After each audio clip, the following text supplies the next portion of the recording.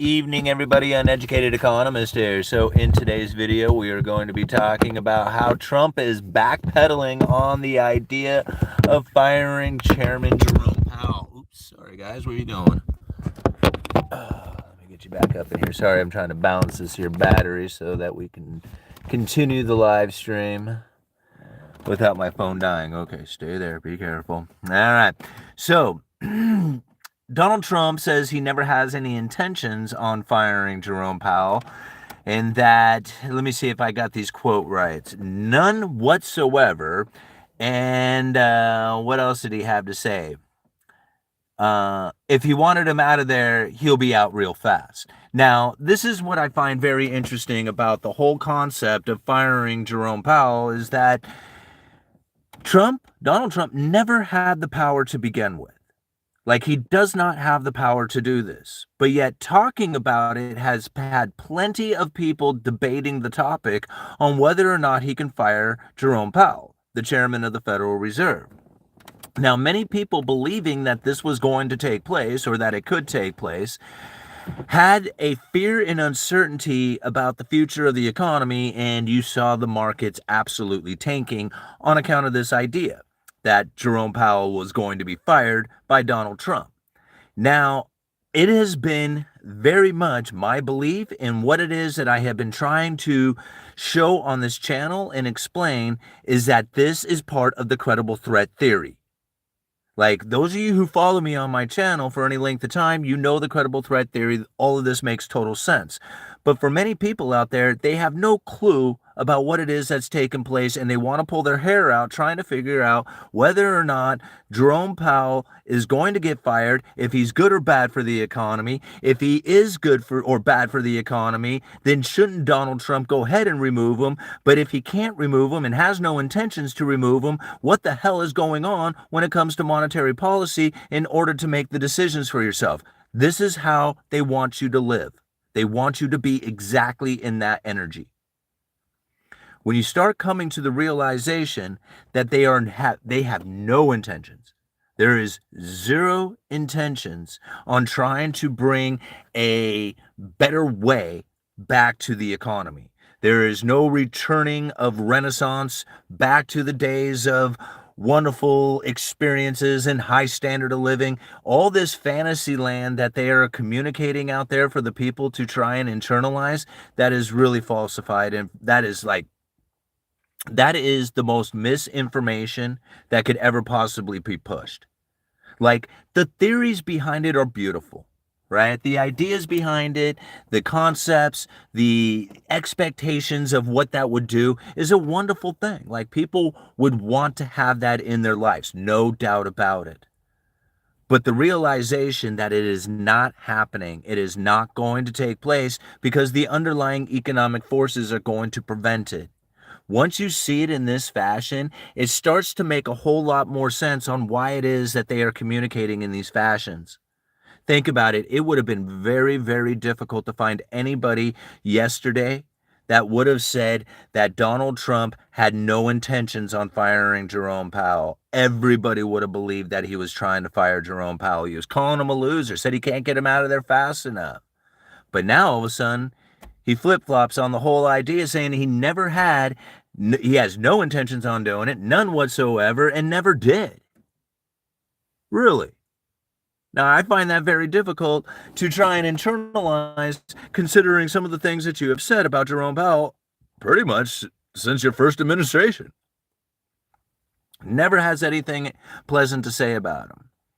Now, when we step back and we just set that all aside for just a minute, right? We say, okay, let's think about this in a different light, because this communication that he pushed out there very much freaked the people out.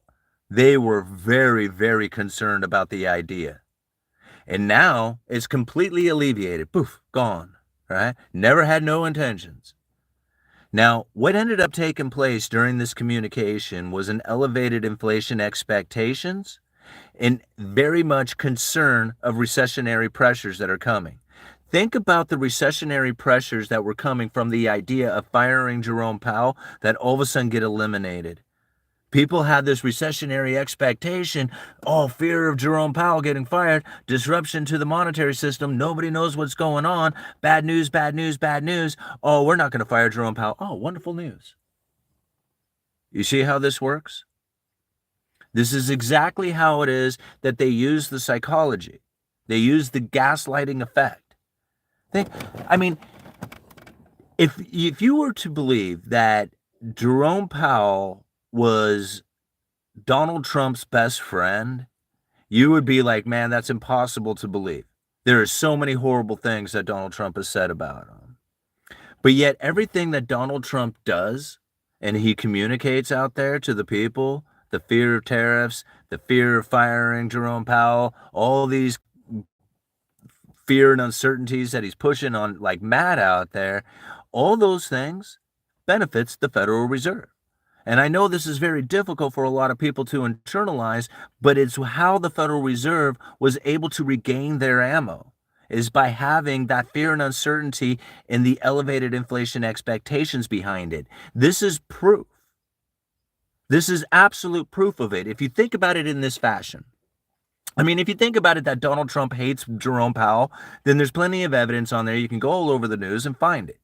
But now, if you set all that aside for just a minute and you think about what it is that's occurring, I have to say to myself, man, what it is that Donald Trump has done, communicated out there to the public, raised the fear and uncertainty, the elevated inflation expectation, has created a situation that the neutral interest rate rises, becomes ever closer to the Fed funds rate, restricts the economy less, and we find this resilient economy due to the fact that we have this elevated inflation expectation. It's like a total benefit, like they are working together.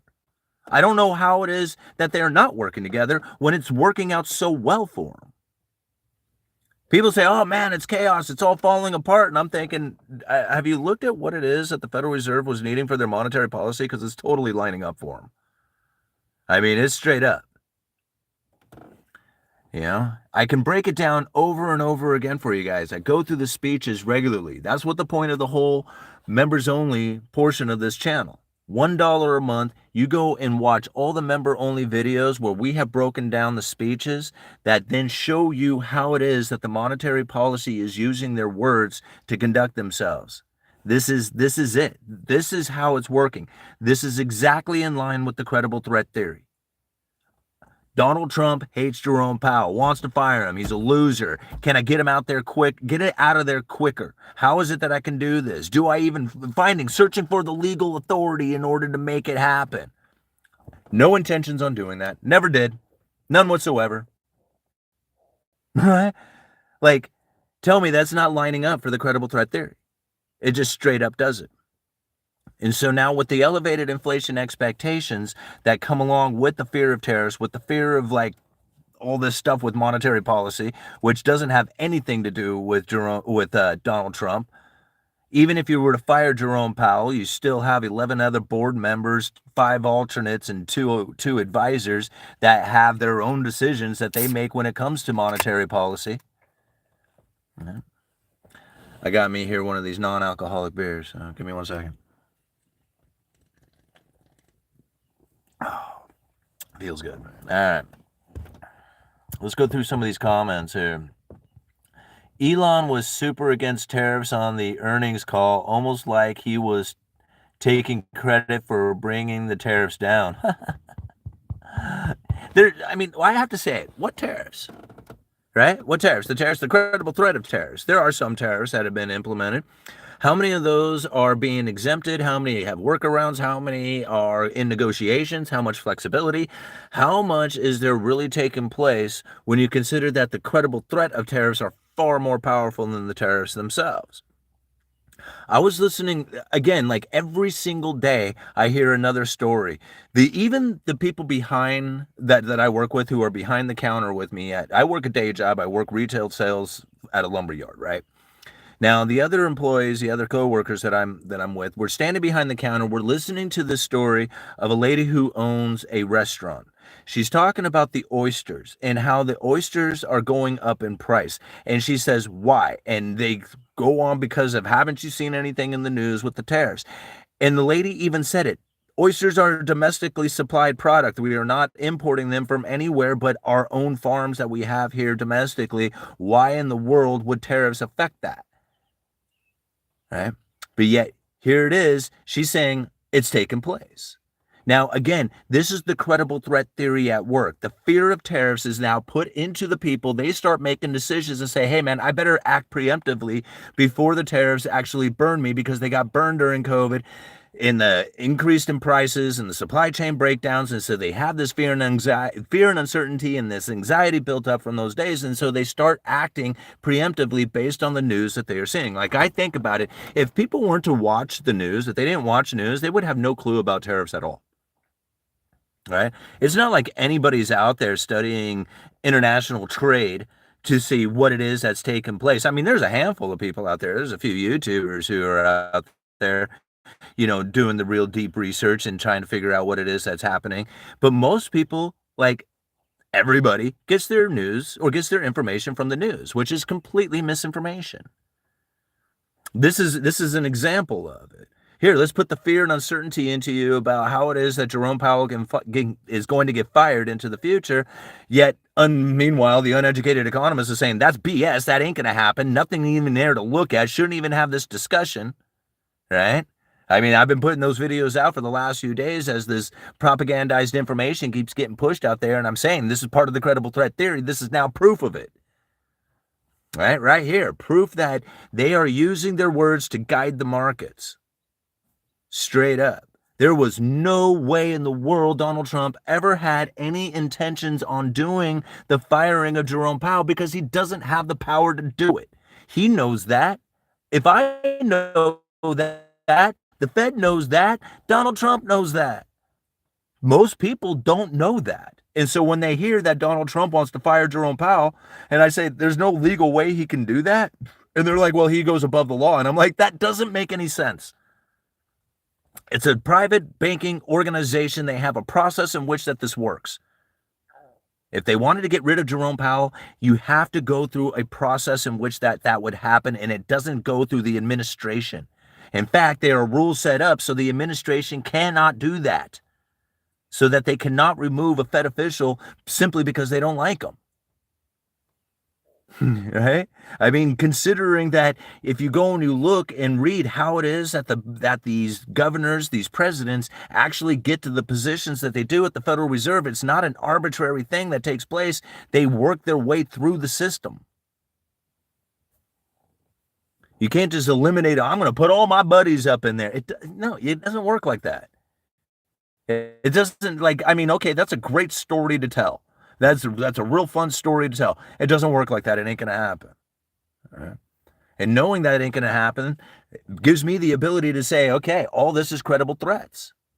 And that once it all finally washes away, we're going to realize that there was nothing he was going to do in the first place because he never had the legal authority to do it. Right? However, it does raise the inflation expectation. It certainly does that, and it does it incredibly well. All right, 222 people watching with 39 likes. Keep hitting that like button. Let's break down some of this credible threat theory if we need to. Right? The FOMC themselves have jurisdiction. That's what private means. Yes. All right. Isn't Jerome Powell just a face of the Fed, but not the head? That's right. Even if they were to replace Jerome Powell, it wouldn't make any difference because you got 11 other voting members. You got to change all their votes too. And yes, okay, I can understand that people might think that Jerome Powell has influence over the Fed. Okay, maybe some sort of like opinion that he can, share with the rest of them on what it is that he is feeling that monetary policy how it should be conducted. But you got 11 other people and 5 alternates and 2 advisors who are doing the exact same thing. They're all doing that, every one of them. Okay. Every one of them is a little bit has a specialty involved within their research. Like, I'm digging Phillips Jefferson right now. Like his speeches, he's done 2 speeches in the last couple years, 2 years, on the Fed's communication that are absolutely awesome. Talks all about monetary policy, has nothing to do with the adjustment of interest rates. Right? Exactly in line with the credible threat theory. Again, most people look at the Federal Reserve and their main policy tool being the adjustment of Fed funds rate. That's not it. It's the communication about it. Whether they do it or don't do it, it's still the communication that is guiding the markets that is the monetary policy. Right? Forward guidance, signaling, jawboning, what I like to call credible threats. Now, there is a form of monetary policy called forward guidance where they announce it and they say, we are going to cut at the next meeting. We may not know how much.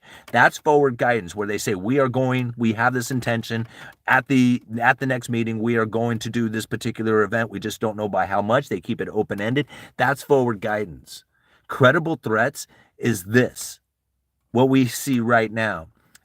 We can fire Jerome Powell. Loser, can't get him out of there fast enough. I can't wait to get him out of there. Oh, I never had no intentions on doing that in the first place. Markets, right? All over the place. What is it that they want the people to feel at the time? All you have to do, if you want to add some stimulus to the market, just ease the pain. Oh, not so many tariffs. We're not going to fire Jerome Powell. Markets, take off. They don't have to do anything. Right? They just have to put the threat out there. And the threat has to be real. It has to be a real threat. Okay, Simon says, what gets him clicks? He is losing all credibility. Wonder why other YouTubers don't collaborate with him anymore. He is a propaganda fear to increase his bank account just like the Democrats. Wow, Chuck up. Why don't you go find another channel instead of stealing all my information and using it to better your life? You're coming on here giving me a hard time, even though I'm sharing with you the real story that's taken place so that you can better your life, and you disappoint yourself with my information. Like, you take it in and say, oh man, you're a propaganda machine who believes in democratic views or something like that. Why don't you go find another channel, bro? Right? Do you have any idea who I am? You have no clue. You have no clue about who I am. You have no understanding about what it is to be in a libertarian mindset. You have no idea on what it is to understand monetary policy for what it truly is, not what you think it should be, not what is the problem with it, not why it's good, but just simply understanding it for what it is so that you can make the best decisions for yourself. You're here taking that information, bettering your life, and then come to me and tell me that I am a horrible person, a propaganda fear machine. Why don't you just go find another place to be, man? That's easy enough. Just get out of here, right? Nobody cares if you're here or not. All right. And you're still here. Bro, get out of here. All right. I'm not sure what I heard. All right. Come on, sheep man. All right. Well, I'm not reading his comments anymore, so okay. Yeah, man, get lost if you can't handle it. He can't. I mean, obviously, when you shatter, this is the problem. When you shatter people's belief systems, when you completely annihilate them, then they just come and attack you from all directions. When I have people calling me, when I get hit from both sides, calling me like I hate Trump, I'm some sort of Biden, lover or something of that nature. I don't know where this comes from. But then at the same time, I'm sitting here being called out for hating homeless people and wanting only greedy corporations to succeed and all this other stuff. And I'm thinking to myself, man, nobody has any clue about what it is that's truly happening out there. And when you shatter their belief system, they will come and attack you. And when I get attacked from both sides, I know I'm over target. I know I am. I know I got this stuff dialed in better than anybody else, because when I get attacked like this dude has just hit me with, it's just more proof of it. And I just wish people who have attacked me like this would just go find some other place to be, because they just don't simply deserve this information. They don't, right? People who want to be here, people who want to understand it, people who want to make the better decisions for themselves, they look at this information, they take it in with a grain of salt, go out there and do their own research, read the articles, read the links, and see it for themselves what it is that's happening out there. And then they come back to me and they go, damn, dude, you're right. And I said, I know, right? I mean, I'm just some uneducated dude sitting in a truck trying to figure out what it is that's happening with monetary policy, and I got it dialed in better than anybody else out there, way better than anybody else, and I'm giving it away for free. Like, I'm not even asking anything for it. $1 a month if you want to do anything. That's the only thing I have to sell. It's $1 a month. Like, it's the cheapest subscription ever. Right? I mean, there's like, let's do this, guys. Let's figure this stuff out. If you really want to disassemble the Federal Reserve, learn it like this. You learn the monetary policy, you understand the credible threat theory, they simply would not be able to use it anymore. It wouldn't exist. People tell me that I'm some sort of shill, apologist for the Federal Reserve or something like that, and I'm telling you how it is that you can actually disassemble the Federal Reserve. I'm the only one who's doing it. And it just blows me away. People look at that and they're like, oh, dude, what you're doing is painful experience for the people or something. What you're doing is causing more harm. And I'm thinking, nah, if everybody knew this, they would fail. You really want to end the Federal Reserve, you have to internalize the credible threat theory. That's all there is to it. Anything else will fail. You can't sue them. You're not going to audit them. You're not going to vote somebody into Congress who's going to change the way things are done. It just doesn't work like that, right? But we, the people, all of a sudden realize how it is that they are conducting themselves, and we understand their strategy for what it really is, and we're like, no, we're not going to believe that shit anymore. And it all comes to an end. They can't do it. All right, Gunner, $4.99. Pay the plug. All right. Thank you so much, man. I appreciate it. All right. M Rider 777, the Rocky off the economy. Rocky, one of the best one. Rocky of the economy? Huh. Dollar high was in 1985, nothing but down ever since, y'all. That's not true. Like, it's been, you're right, it was much higher in the 80s than it is now, but you got to understand that the dollar was much lower than it is today on the dollar index. Compared to a basket of world currencies, the dollar is much higher than it has been. That's not, I mean, it's not true. All right. Robert, cry wolf off too often and no one believes anymore. No, see, that's simply not true because people don't understand the monetary policy, and so therefore they will believe everything that's being said. I mean, think about how many people, listen to how many people were debating the whole idea of firing Jerome Powell. Who's the only one who just didn't internalize it for any way, shape, or form to be even anything of reality? What did I call it? Right? Artistic fantasies, pure imagination. I'm like literally the only one who was just like, why are people talking about this? This doesn't make any sense. This is not information. This is literally throwing people off the track. What it did is it elevated the inflation expectation. That's what it did, and it totally worked. It worked great. All right, we got See Me Rolling. Thank you so much for the $5. How much longer is the economy and the dollar going to last? Also, I have learned much from you. Thanks a lot, man. See Me Rolling. Thank you so much. I appreciate the $5. And I appreciate you being here and telling me that you've learned a lot from the channel, because that's really what this is all about. It's literally learning. That was my intentions. Like, if I had any intentions for the channel, it was to learn as much as I possibly could from it. And I really feel that I have. I feel that I've learned more about the economy than I could ever possibly ever dreamed I was going to. And then not only that, I also learned more about the economy in ways that is unlike anybody else had learned. Most people had to go to school. Most people went and got an education in economics. Very few people studied it for themselves. Like, literally, I'm self-taught. Like, I don't know how else to describe it, because I didn't take any kind of courses or lessons. I didn't really even read any books on the matter. I listened to an insane amount of different people out there talking about economics, very heavily influenced by Peter Schiff.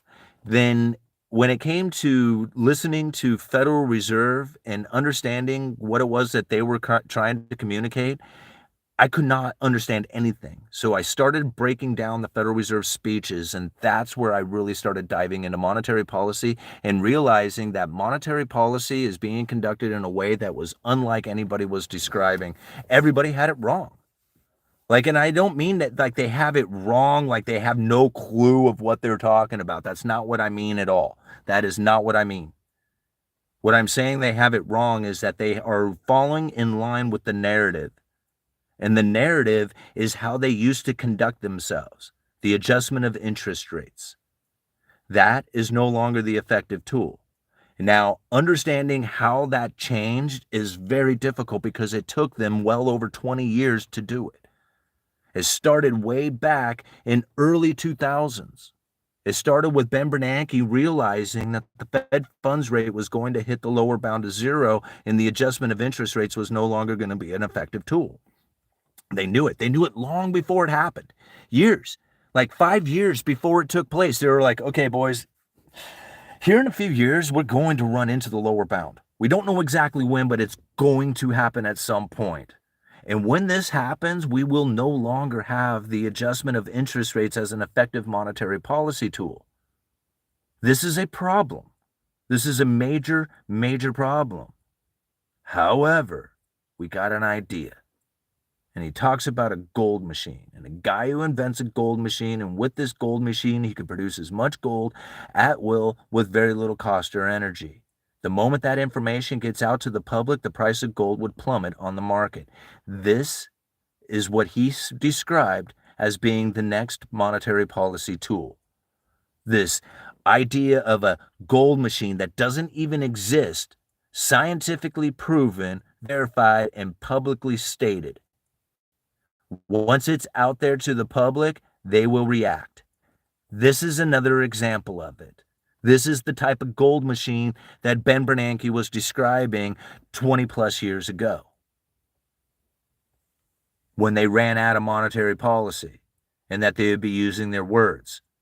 This is a prime example of it. Wow, look at all these super chats rolling in. Let's go check a look at those. How much longer is the economy going to last? That was the other question. The economy will never end. You have to understand that there is always an economy of one sort or another.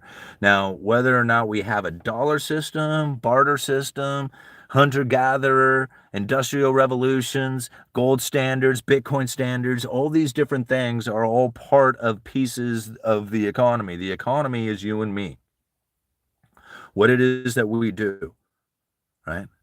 Food, conveniences, pleasures of life, that's wealth. When it really comes down to is food, right? Now you think about it, what is the most primitive form of the economy? Right? The way that Cantillon described it, and for lack of better terms, because, it was written 200 years ago, he called it the savages of Americas, right? The Native Americans here would fight bloody battles over hunting grounds. That's essentially the heart, the essence of the economy. Fighting for food. If there's plenty of food, there's probably not a whole lot of fighting. If there's not a lot of food, there's probably going to be some fighting. If there's not enough resources, there's fighting. If there's inequality of massive proportions, you're going to find disparities and hatred and frustrations and depressions. This is how it goes. If you had a lack of available food, or you saw the food and was all going to a certain group while the rest of the group was going hungry, wouldn't that make you upset? Well, depends. If you were the one receiving the food, you probably wouldn't care. Or you wouldn't care about changing the system, right? Understanding that there is always an economy, always. Just depends on how you've positioned yourself for it. Somebody says to me, is this a good or bad thing? And I'm like, what part? What part of it is it a good or bad thing? I don't know. There is no good or bad thing. It's a bad thing if I didn't position myself right. So yeah, that would be a bad thing. But then again, I don't blame other people for the fact that I didn't position myself appropriately. I don't blame other people for me not paying attention to what was going on out there and then realize that my job all of a sudden disappears and I don't have any kind of income, and I want to blame an administration for that? To say, hey, I had a good paying job, it's your fault that it's gone because when you're president, it's your fault that I don't have a job? Like, really? Is that what, you're going to put your expectations on an external like that, I guarantee you're going to suffer in pain and misery more than once after that, right? But you take that responsibility for yourself and you're like, no, man, I have to pay attention to what's going on out there. If I have a factory job that is going to be compromised by tariffs, I might have to take on another position someplace else or figure out some sort of side hustles, or at least be prepared for loss of income. But to think, oh man, all of a sudden my job is gone, it's his fault. Well, yeah, no, I don't know. I think that's your fault. You own your economy, right? Regardless if you think you do or don't, you do. But moving on.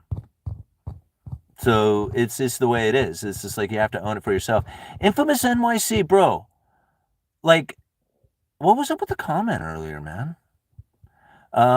If that went, if they want inflation, why not remove taxes like Trump stated? That would increase consumption. They can just print the money they need. Why don't they just remove taxes? I don't think taxes are meant to do what a lot of people seem to think that they do. Like, I always kind of thought taxes were meant to, like, provide the services that the government does. But really, it comes down to taxes are more of like making the interest payment on the debt. But then, even more so, like, they don't even need the taxes. Like, they could tax 100% of our income and 100% of corporate profits, and it still wouldn't be enough to fund to pay off of like the unfunded liabilities of Social Security and Medicare and stuff. So like there's no point in taxing the people anymore until you think about it when it comes to time. There is nothing else that you have other than your time. Taxes is taking your time from you. It's taking money from you, but it's essentially taking your time. And so really when it comes to harvesting the people, it's harvesting their time. And they do it through the taxes of the people. Now, I know that's kind of an odd way of looking at it, but really when you start looking at it this fashion, you start to realize that the people who end up paying the most of their time are the lower wage workers, right? Like, you think about it, a lot of these people, I mean, if you're like the lowest wage workers, then you don't, especially if you have kids and you got like the earned income credit and stuff like that. But, for the people who are, say, middle class to, the working class, those people pay an insane amount in taxes. A lot more than people even realize. You pay taxes when you're driving, you pay taxes when you're spending money, you pay taxes when you're earning money, you're paying taxes constantly. And it's very difficult to find your way to work your way around not doing that. Like, you have no other choice. Now, granted, on a dollar number scale, yeah, there's, people out there who pay a lot more. Oops, sorry guys. There's a lot of people out there who will pay a lot more in dollar amount in taxes. But when it comes to the amount of time that it takes for you to pay your taxes, as opposed to somebody else, like a rich elitist paying their taxes, you're going to end up losing a lot more of your time. And that's really what it comes down to. They're taking your time from you. Because the money's not that important anymore. It's like, it's just digits on a screen. All right, Infamous, thank you for the $10, man. All right, why fire all those people in D.C.? Why deport immigrants if the narrative is if we need inflation and people to consume? Why cause perception of recession if the narrative is if we need more inflation? Okay, now I understand that there's a lot of it. You got to understand the credible threat theory needs to establish the credibility of it. Like, it can't have a crying wolf scenario like the other comment said, because a crying wolf scenario means that there was no wolf. This is a credible threat theory, meaning that they credibly will do it. Right? Just like the special purpose vehicle. They had it set up, they had it funded with hundreds of billions of dollars, and then they put out the narrative that they were going to do it. And they had the ability, and then they actually did some. Right? Why did they do some? To establish the credible threat. If they didn't do some, then people would be like, I don't know if you're really going to do it. Right? But if you establish some of it, you do some of it, you piss the people off enough with it, and then you will have a credible threat of it. Now think about it. If you start pushing a recessionary pressure of such nature because you have all these credible threats of deportation, tariffs, taxes, whatever, and then when you get to the point that you're about ready to have this recession, or the recessionary pressures are really starting to build, then you back off on all that stuff and you got the stimulating effect. All of a sudden, we're not going to deport. We're not going to do all this. We're not going to do tariff. Now all of a sudden you have all this, lifting up of expectations of like, a better economy. And then people start to behave in that fashion. I mean, what was that recent article that just came out from? Let me see if I can find it here real quick. from Kashkari. Was it Kashkari or was it Bostic? Bostic. Hold on here. Um, where it's like literally just saying that as they ease up on monetary on the pressures. Where the hell was that article? Oh, I can't find it now. It's too far back there. Man, I saved so many articles here. Oh, here we go. The resolution with countries over tariffs will ease recession fears. See, just like I said right there. This is how they're going to do it. This is how they ease the recession fears. So they build up the recession fears with all the credible threats because they're credible, right? We will tariff. They actually do tariffs, and it's not going to be as bad as what people think it is, or at least what the credible threat is, because they need to, that would just be absolutely devastating.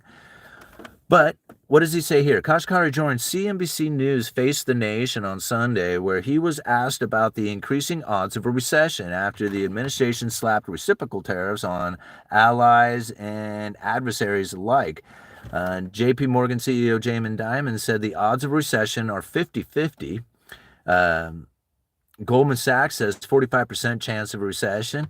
Is the risk that high? Is that high in your estimate? So they asked Kashkari that, right? Kashkari says it's really going to be determined by, are there quick resolutions? Absolutely, there's going to be quick resolutions. This is how they're going to create the stimulating effect. Okay. Are there quick resolutions to these trade uncertainties with our major trading partners? The faster those resolutions come, I think more confidence can be restored, and hopefully those odds can be brought down. Talking about the recession.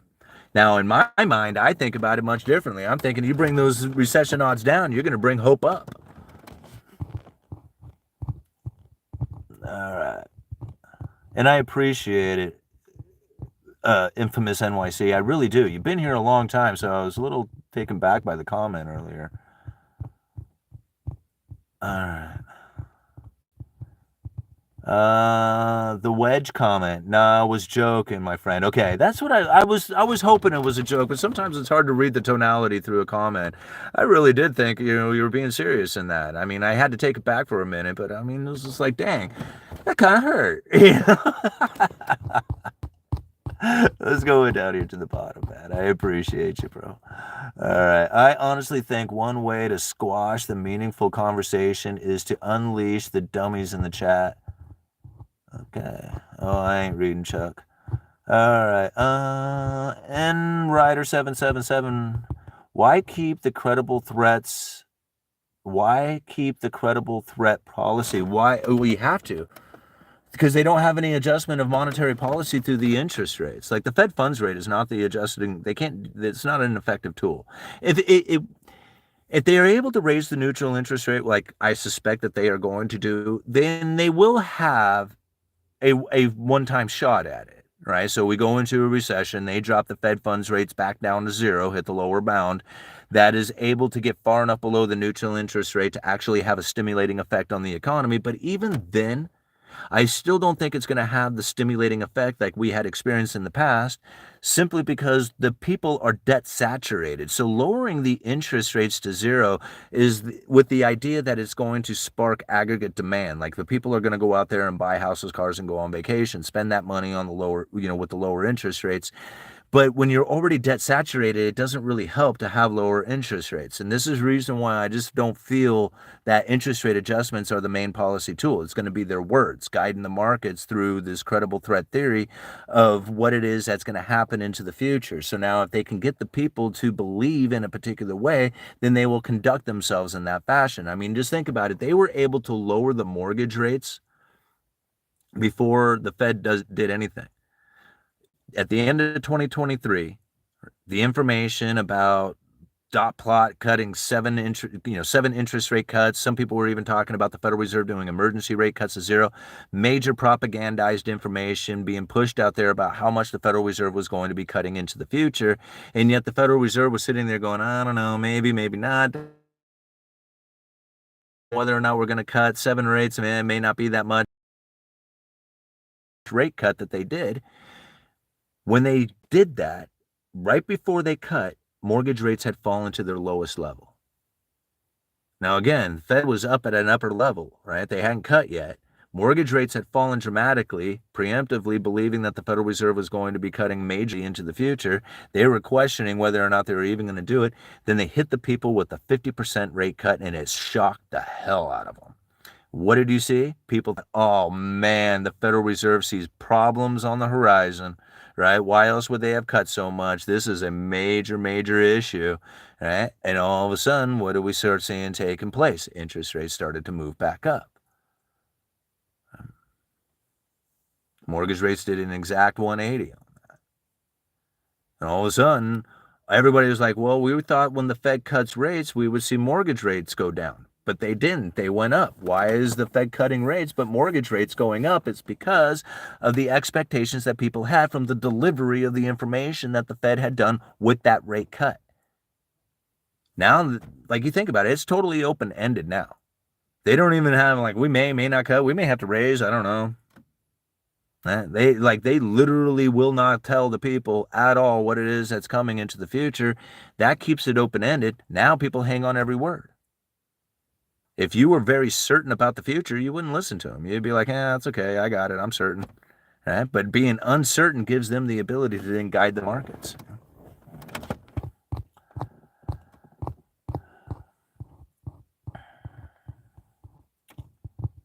All right. What is that? JRGUSE.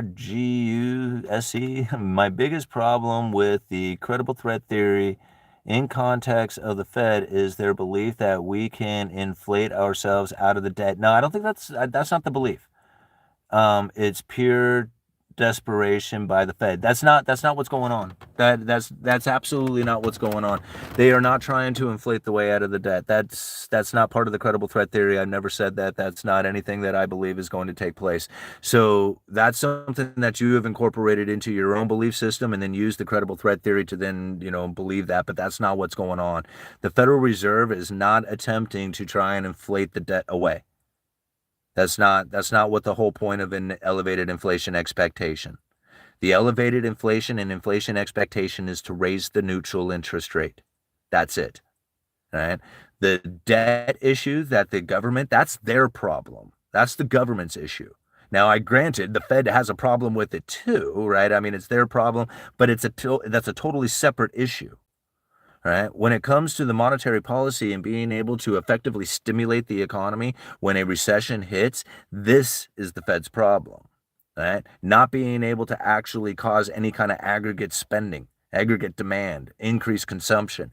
That's the Federal Reserve's problem. And now having a inflationary expectation that is elevated, raising the neutral interest rate, this is how the Federal Reserve is able to regain their ammunition. Because with an elevated neutral interest rate, now they can drop the Fed funds rate far enough below neutral to actually stimulate the economy. But again, like I just said, that is not going to be an effective tool because the people are essentially already debt saturated.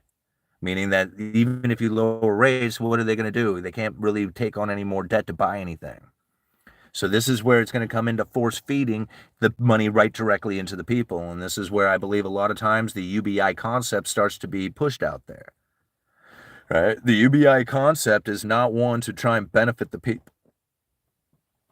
It's not. It's one to try and save the system by producing a consumer, like literally force feed the money into you. Because if you can't borrow it, then the government will borrow and give it to you. Here, like you can't do it. Here, we'll borrow it. There you go. Now go spend it. Right? Let's seriously.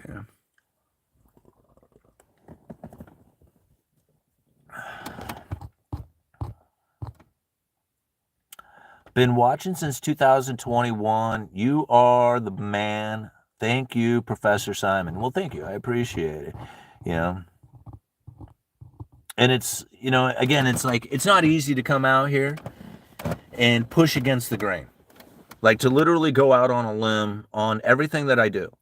Way different than anybody else is, to willing to step out and out of the box on many subjects, only to absolutely prove myself right time and time again.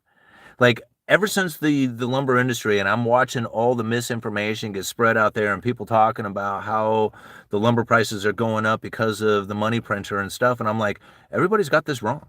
Like literally everybody. I could not find a single article that got it right. I could not find anybody in even the other fellow economist YouTubers and stuff. Man, none of them. None of them were getting the lumber information, getting it right. Like some of them would have it close. Some of them would have a good idea of it, but very few people had it 100%. And so when it came time to basically call it out and say, okay, when it goes back down to its normal price, what is everybody going to say? And they couldn't answer that. They could not answer why it is that lumber went all the way back down to its pre-2018 price, prior to COVID. I was one of the few people out there who could accurately do that. And it wasn't because I was just sitting in a lumber yard working retail sales. It's because of my understanding of macroeconomics. Also involved with the position that I had with the lumber yard and living in the Pacific Northwest and knowing loggers and truck drivers and mill operators and everything else that goes into this industry. There was nothing I couldn't see about it. So I said it. I went way out on a limb. And I was just like, okay, here it is, $1,700 per thousand. What are you all going to say when it goes back down to normal? And then it did it. I mean, I'll give it to you. I was a bit nervous after I had done that. I'm like, holy crap, I hope I'm right. And then I look over my information. It's like, I don't have to hope. I know it's right. And I was. And I do it time and time again. Yeah. What are you talking about here? All right. How is it possible to be right? This is how far we have come. People don't even think there is a right way. No, what I'm talking about is that when you're talking about being right, I don't know, maybe you're talking about something else, but what I was talking about was lumber information at the time. Right? Money printer was going off. People were watching. I mean, look at all the memes. Take me to an expensive place, and there was a couple eating at like a fine restaurant, but they're not at a restaurant, they're at the lumberyard, I mean, this was the type of stuff, people were like, hey man, I got a baggie of the good stuff, and they had some sawdust, this is how much wood was going for at the time. But nobody had any idea why. I mean, I had held back information that I could have delivered 2 weeks earlier, but I held back on delivering that information so I could be on George Gammon's show when I was doing an interview with him. And I delivered the information about how there was a pressure-treated shortage in 4x4s. I kid you not, it was but like a week later across the nation, I'm reading articles about how there's pressure-treated shortages everywhere. Right? And I mean, it was just like, I could have been 2 weeks earlier with the information, but I held it back so that I could, share that on George Gammon's show. But then when I thought about it, it was like, wow, if one of my suppliers to the lumberyard that I work at, if one of them had a YouTube channel, they would have been able to get that information out before me, because they would have seen that they were out and not able to supply the lumberyards. I had to actually call and say, wait a minute, you don't have any to supply? What do you mean you don't have any? What am I going to do? The 4x4 pressure treated is the cornerstone of every outdoor project. I need 4x4s, right? And it was like, well, you're not getting them. No, not for a while. Mills aren't running them. All of a sudden, across the nation, man, you couldn't find them. Pressure treated was disappearing everywhere.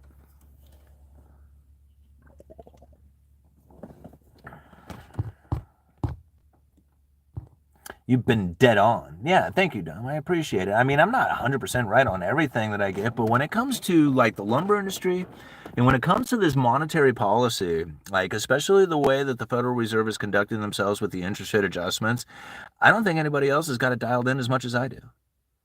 Like, I mean, I just got it dialed in that good. Yeah, and again, I don't like to brag about it or seem like I'm bragging about it, but it's just like, I don't know what else to say. I wish more people would pick up this idea, this theory, and then run with it, and we would start seeing the Federal Reserve actually having to conduct themselves differently, because this is not something that the people are seeing. Yeah, and they're able to continue to do it, and they will continue to do it.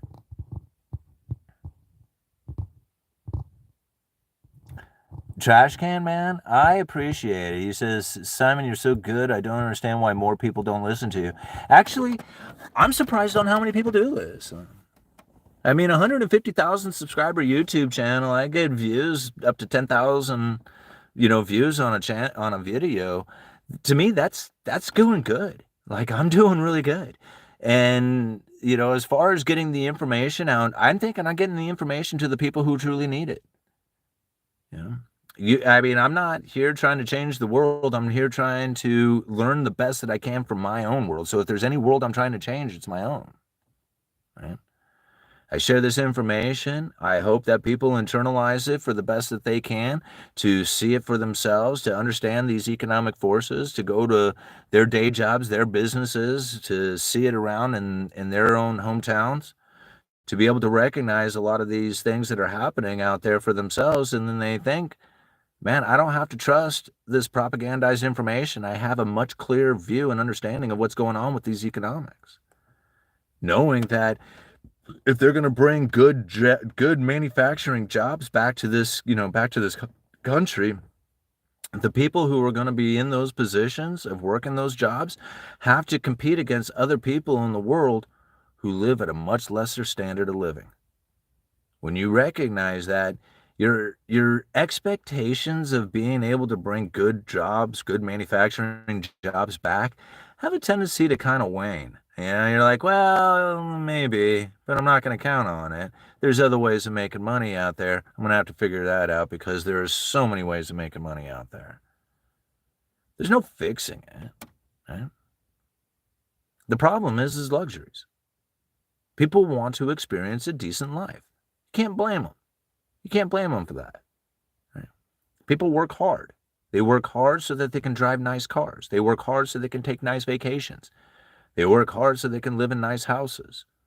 Those are the reasons why we have the separation between the rich and the poor. The inequality that happens starts forcing out domestic manufacturers and increases ever amounts of foreign production. It's just like there's no way to get around it.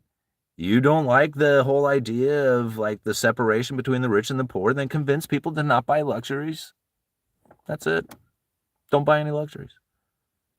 And it'll all be, you'll just be producer savers. Eat the cheapest food, wear old clothes, don't buy anything new, repair everything.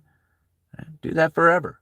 Don't ever buy into anything that's a luxurious experience, and we will not have to suffer the consequences from it. But I doubt that's going to happen. Most people want to enjoy the hard work. You can't blame them for that. Once you enjoy the hard work, the problems begin. There's no working around it. That's just the way it is. All right, luxuries and wealth inequality, taxes is the main issues at play at this point. Nothing else will correct things. MWriter777, do you think we're in the fourth churning? I've heard a lot about the fourth churning and stuff like that, and, where you move into a whole, new realm of things. That whole idea, hard men creating soft times creating soft men creating hard times. This whole like cyclical thing that we end up going through. I don't know. Like I personally think about things in a much different fashion when it comes to like the rise of technologies and the way that we conduct ourselves. When you think about how it is that the monetary system was able to continue to operate even though it really should have failed a long time ago, and that the idea of failure going into the future may end up being postponed with the advance of cryptocurrencies and digital currencies and stuff like that, makes it very, it's like how is it that you compare what's going on today to the past, right? And it doesn't quite line up the same way considering some of the issues that we have going on. Underlying economic forces are still at play, but even still then, it's hard to recognize a lot of these underlying economic forces. Something as simple as like understanding Gresham's law, right? To know that a bad currency will chase out a good currency.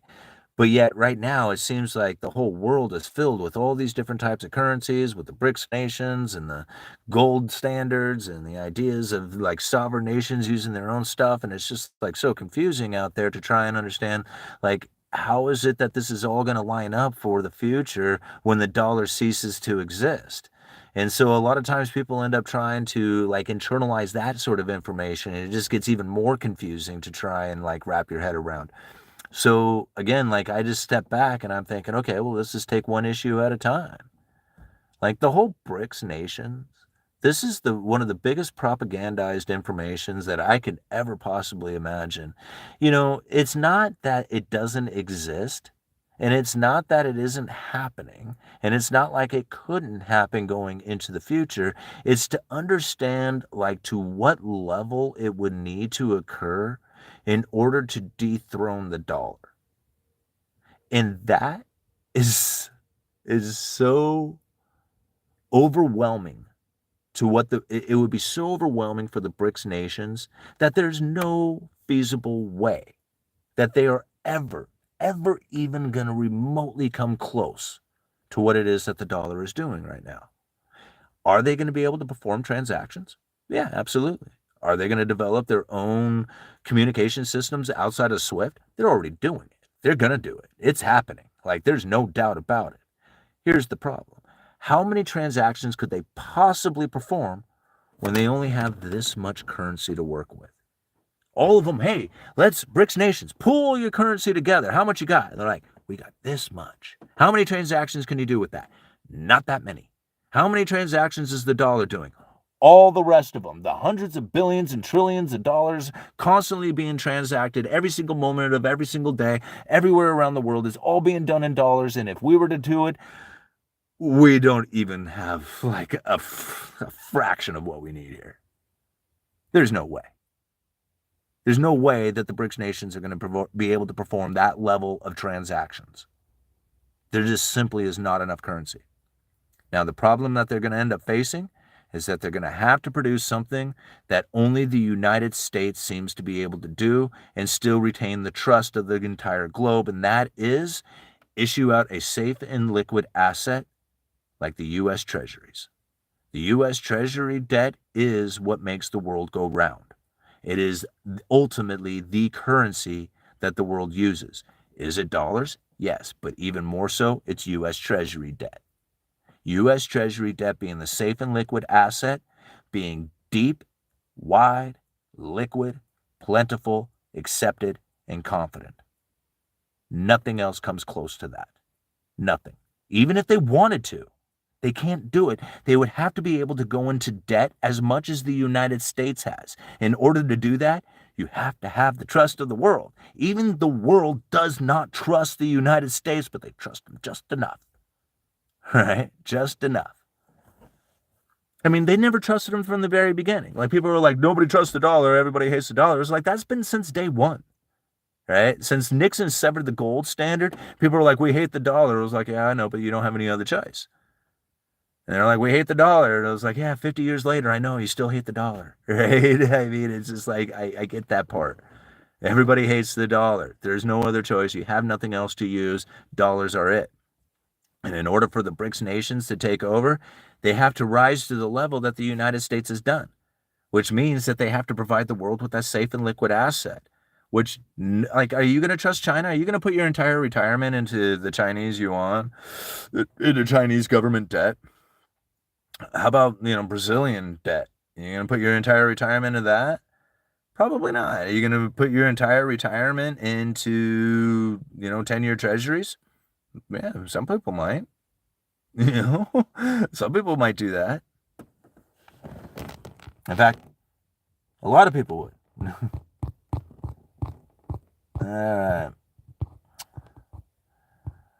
All right, Chuck Up, I don't like you for your racist comment earlier. Your last question was acceptable and the best yet, in my opinion. All-nighter, if there's a racist comment, then you're more than welcome to delete anybody off the channel. Like, don't let the channel be subject to that sort of thing. Please, I appreciate it. I know I trust you on your, on your judgments.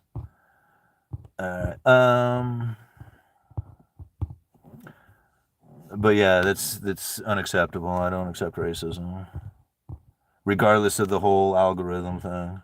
All right. How can you distinguish between a credible threat and the Fed Trump not threatening, as some threats need follow through. If not, there would be no credible threat behind the threat. Well, I mean, it's difficult. A lot of times it is going to be difficult to see what is a credible threat at the moment that it is happening. However, this particular one, like, I'm pretty sure I called that one out, right? Like, I've been calling that one out since the very beginning, the very first time that I ever heard it. And then as it started lighting up about how it is that Donald Trump wanted to fire Jerome Powell, I said it over and over again. This isn't even a real thing. This is totally a credible threat, right? The credible threat of it, creating a situation in which that would elevate the inflation expectation or create a recessionary pressure that then can be alleviated once you say, oh, no, I'm not going to fire him, all right? Either way, it's the reaction that they are getting out of the people that they are trying to push. And it worked. It totally worked. And I said it from the very beginning. None of this makes any sense. There's no logic base behind it. There's no legal authority that Trump has over this. The constant pushing of this information is a distraction. Right? I said it over and over again, and I was calling it out for the credible threat at the time. Right? And again, like, it was difficult to see because people were pushing back against it, saying, oh man, he's just going to do whatever he wants, he's above the law, or all kinds of stuff. And I'm like, no, he's not. Right? You can't do this. None of this stuff you can't do. It's not going to be that way, I guarantee it. Right? Only because of how I understand about how the Federal Reserve finds their positions. The fact that they actually put the position in place so that an administration cannot fire him. Like, they actually have it set up that way. And they span multiple administrations so that even if it was one administration that put him in, that chairman will be involved in a different administration, almost guaranteed. All right? They do it like 12-year terms and stuff. It's just like, it's, and they don't have to serve the entire thing. And this is why I find it like so, I find it so distracting to have like so much media attention brought to something that could never have taken place. Right? Why? Why all this media attention to something that was never, ever, ever going to take place? Like, it couldn't. It just simply couldn't. Why? Because it's part of the credible threat theory. Okay. Pushing that misinformation, and it's not like, and I shouldn't even call it misinformation. It's more like disinformation, like distraction information. Like, he knew from the very beginning. Like I said it, Donald Trump knows he cannot fire Jerome Powell. Like, if I know it, he knows it. Right? And so understanding that if it's a distraction, and it's obvious that it's a distraction to me, what is it that they're doing? What is it that is actually happening here? We're going to find out more information, and the credible threat will become more clear as time goes on. It's always, obviously, hindsight's 20/20 when you're looking at this thing. But to try and recognize some of the issues that are happening at the time. Like, if you know that there is no way that he could fire Jerome Powell, then you know that this is part of the credible threat theory. You know it's part of the credible threats. What it is that they're trying to push out there might be misunderstood and may become more clear as time goes on. But knowing that he can't do it, but yet he keeps saying, "Oh, I call him a loser, can't get him out of there fast enough. If I'm going to fire him on day one or whatever," and then come off and say, "Oh, I had no intentions, never said that. Don't plan on doing it." It was just like, what? Are you trying to boost the markets tomorrow? Is that what you're up to? And you'll probably watch and see the markets rally tomorrow because of this information. All right. I don't block people here for having opposing views to mine. I like learning from others, but what I do block people for, checkup, is for being an absolute POS and kicking sand in everyone's eyes. Listen, we're here to try and learn. We're here to have a conversation, and we're here to try and internalize this information for ourselves. If we have a distraction that is creating a part of the comment section that is no longer like in line with the video and the conversation about what it is that's going on with like current affairs within the economy, and it just turns into like just a bunch of throwing around inside of the comment, then we got to delete that person. That's all there is to it. Like, I mean, we're here to have a conversation to internalize and know this information for ourselves. We're not here to be distracted and to throw a bunch of names around and stuff like that. So, I mean, we can just go over to the members only site and just be over there. If that's where we want to go, right? And I like being out here in the public area so that everybody can join in on this conversation. But if it doesn't work here, we can just go do this, on a members only, and that's it, and then we don't have to deal with any of that. All right. So can we say for the next 2 to 3 years we will have elevated inflation? I can't tell you because there is no way of knowing exactly how long the inflation is going to go for because they don't give us any kind of idea on what inflation is. Like they don't give us idea on how long average inflation is going for. They don't give us any mathematical formula for figuring out average inflation. There is no timeline for average inflation. Right? All we know is that they're going from moderately above 2% to make up for the fact that they failed to achieve the 2% target over the previous 10 years.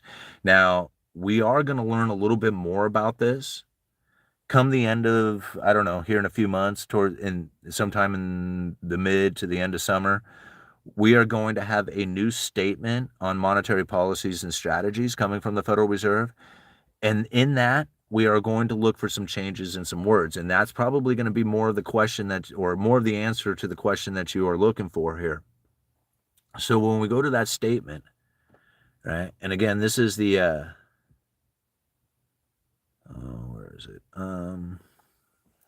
It's the statement on long-run goals and monetary policy strategies. These are the words that we're going to be either looking for or looking for what has changed, right? And it's this section. In order to anchor long-term inflation expectations at this level, talking about the 2%, the committee seeks to achieve inflation that averages 2% over time, and therefore judges that following periods when inflation has been running persistently below 2%, appropriate monetary policy will likely aim to achieve inflation moderately above 2% for some time.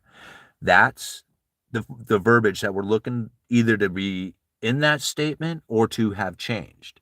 Now, if it's still in the statement, then I would imagine that you can expect elevated inflation for, many more years down the road.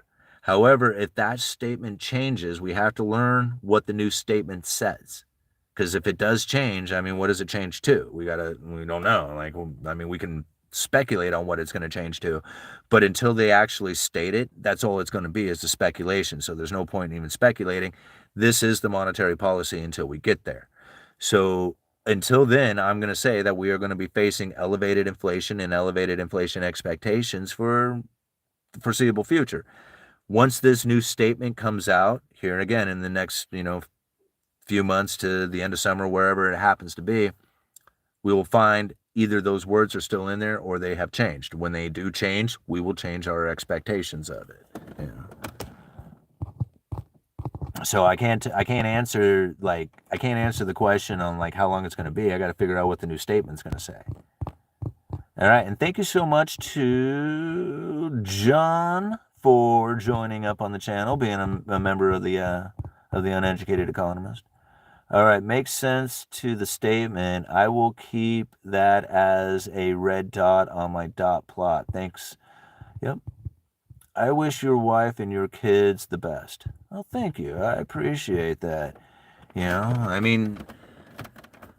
know for my youngest, Freddie, he doesn't really notice like any difference. Like this is just life, right? But my older boy, he knows the difference. Like he grew up, for the most part, the early part of his life, we were very, very broke, right? We didn't have a whole lot going on. And, when you're that young, you don't really notice it that much. But nowadays he notices the change. Like the way that we live is much different from when he was younger. My wife, she's like every day, we just look, we think, man, how did this happen? From where we were to where we are, what a difference. And it's just been like a complete 180. Broke, no money, drunk, broken cars. like had nothing, like barely any food in the house. Well, actually, that's not true. We had a hobby farm, so we had plenty to eat, but we didn't have like a whole lot of, store-bought stuff. We were raising a lot of food, trading it, and things like that. So it was a whole different life. It was a whole different experience. When the YouTube channel took off, I was able to get myself out of debt and changed like literally everything about the way that I was feeling about the world. I mean, you think, guys, like for some people, they have these big dreams about owning all kinds of fancy stuff and cars and boats and, second homes and doing all kinds of crazy stuff like that. To me, like, I mean, that all seems wonderful. Like, I mean, don't get me wrong, like, sounds great, But my whole dream, like at 40 years old, if I could have had a life at 40 years old, I thought to myself, man, if I could just have a life in which I could pay my bills on time without stressing about it, that would be everything. That would mean everything to me. I got it. I got it. I can pay my bills on time. I don't stress about anything. Dude, like people say, dude, you should have so much more in your life. And I'm like, no, why? Who cares about anything more? I pay my bills on time. That's enough. Like I got everything I could ever possibly want. Anything I want, I can go do. Right? Like that's like I don't need anything else. I got this. Right? And so it's everything to me. My wife really appreciates it. Her life is much different from when she grew up to what it is now. The youngest one, I'm glad he doesn't know it any different. I'm glad this is what he gets to experience. All right. Good to hear, seriously. At 40 years old, we should just go out into the pasture. That's kind of the way I felt. Oh, beloved. Oh, man. I wasn't going to read your comments. Okay. That's kind of the way I felt at 40 years old. I was just like, there ain't no point. I wasn't going to try to do anything. I was like at 40 years old, that's it. You're wherever you're at, that's what you're going to be. And, I guess, I don't know, maybe I just said, I'm going to give it one more shot, and I didn't even think about that. Like, I didn't even think like I was giving it one more shot. I was just doing the YouTube channel because I was bored. Not because I was bored. I did it because I thought it was fun to try and learn, to try and share that information. Like, I didn't have any other expectations of it. Like, I didn't know what else it was going to do other than just be the personal journal that I had going on. So when it blew up like this, it was much to my surprise, All right. Test user, thank you so much for the $10. Love your channel. Thanks for the streams. Yeah, you bet, guys. Well, thank you for being here because you really make the channel, Like, it wouldn't be anything if I was out here by myself, but with 299 people watching, 150 likes, and $36.99 in super chats, you guys make this channel. You guys put it together with the information that I share. Like, most of the information that I have gotten has come directly from the viewers, like either emailing me or telling me to check out some, something. That's how I built this channel. It was, from the viewers itself. And yeah, I appreciate you guys being here. Simon, do you think Trump is in on the credible threat, or is he only a useful tool for those people that are pulling the levers, perhaps multiplying his personality to go in a certain direction? I've been thinking that he has been part of the credible threat theory since his first administration. Like, I mean, the whole idea when he was screaming at Jerome Powell saying that he wanted to fire him back then, right, back during his first administration, saying that, Jerome, like the Federal Reserve should be taking interest rates into negative territory. They should be printing money. Germany's doing it right by being in negative territory. I didn't believe any of that for a second. I don't believe Donald Trump was actually wanting that at all. Like, I didn't believe that for a second. Now, understanding that the Federal Reserve at the time was in a position in which that they were trying to raise the interest rates. They had the Fed funds rate up to about 2.5%, and it was creating all kinds of headaches, right? There was problems taking place within the economy. Things were slowing down, and it was just like, they were like, okay, crap. we can't raise rates any further than this, and we're stuck. We really want to go rates higher, but we can't. Like, this is it. Markets are pissed. Things are coming undone. Old Donald Trump stepped up with the mic, and he says, yeah, give me that mic. Watch this. There's no inflation. The Fed should be printing money. Right? No inflation. The Fed should be printing money. They know that they're doing wrong by not printing money. They know that Germany's doing it right. Print money. Fed should be printing money. Okay. So now what do the people hear? There's no inflation. There's no inflation.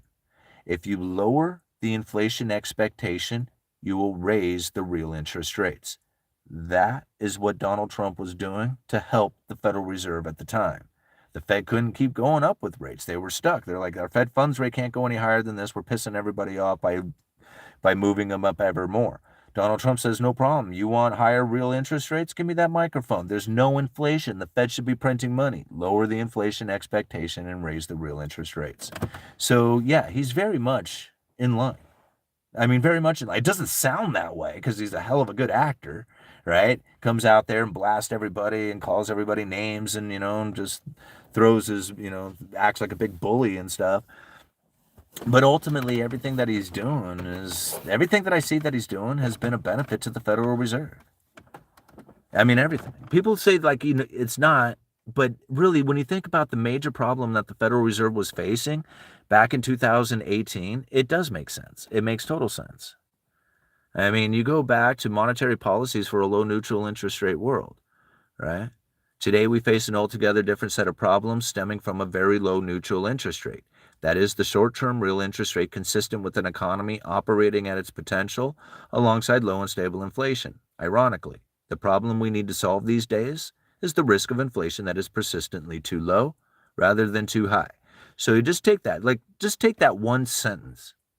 Ironically, the problem we need to solve these days is the risk of inflation that is persistently too low rather than too high. So just take that. Just write it on a big sheet of paper and put it on the wall. The problem we need to solve these days is the risk of inflation that is persistently too low rather than too high. Just remember those words. Like, just big, bold letters across the wall. You see that written. Now, step back. This is November of 2018 that this speech was given. And ever since that day, look at the economy and look at the persistent inflation and the inflationary pressures and expectation that has been running rampant ever since. The problem we need to solve is a risk of inflation that is persistently too low rather than too high. It's written across the wall. You look at the economy, and that's exactly what ended up happening. Huh.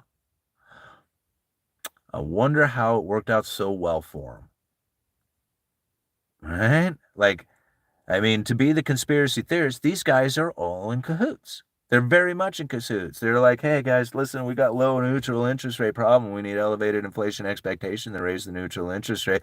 You all got this? Break, let's do it. And then they go off and they take their roles. And it worked. It's totally working. And I mean, regardless of anything else, you just like everything that has happened, it's all true. The wars, the issues, the firings, all the crap, everything. I mean, all the stuff. There's factual things that are happening here. But again, look at the big wall, right? What did it say? The problem we needed to solve was the risk of inflation that was too low rather than too high. Meaning they needed elevated inflation. No matter how you look at it, that's what they wanted, right? Now, whether it was done on purpose or accident, I mean, what an absolute just major coincidence that it happened to work out so well for the Federal Reserve. Huh, that's weird. Coincidence? I don't think so. All right. I don't think it was a coincidence at all. All right, more super chats. Let's check it out. Infamous NYC, thank you so much. Did you see that article Trump is seeking to pay women $5,000 to have kids? Try to killing 3 birds with 1 stone. I'm assuming why they banned abortions. Well, yeah, they're trying to figure out a way to bring the birth rates back up here in the United States. And you're not going to be, it's not encouraging women to have kids with $5,000 is not going to do it. I mean, it might get some women to do it, but that's not how you get populations to grow. It really comes down to, again, luxurious experiences. If you have a high standard of living, it's going to be very difficult to have a population. Actually, hold on here. Let me bring up old Cantillon. Cantillon explains this. Let's find Cantillon's essay on economic theory. Let's go to the population. Where's that one? I don't know where it's at. It's in here somewhere. Market towns, cities, capital cities. Hold on. Let me go to the index. Man, that might be helping me out. There we go. Okay. Labor plowing less. Some artisans earn more, others less. Okay, the number of labor's artisans. Let's see. I think it might be in part 2. The increase and decrease of money in the state.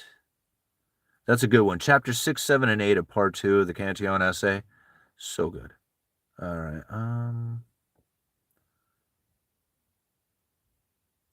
Where is it? The increase and decrease of the population.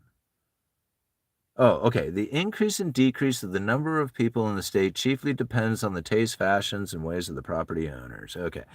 Page 85. Let's see if I can find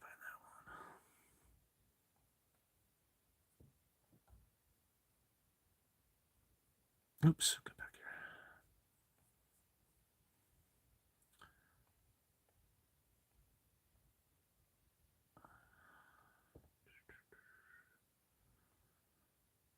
Property owners.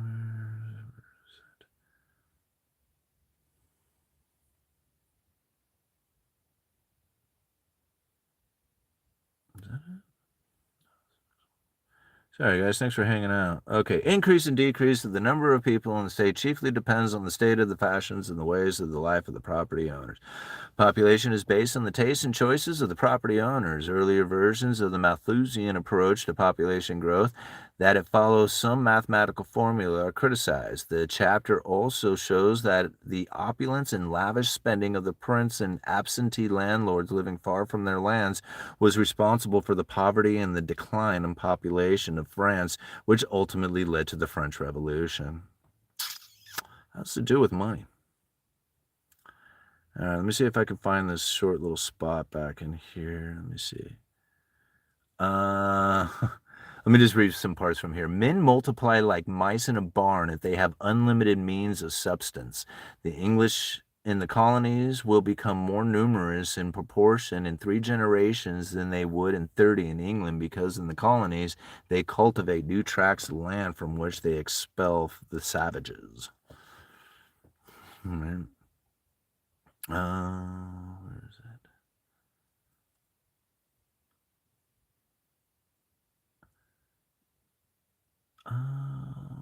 Where is it? Hold on. Maybe if I look like this.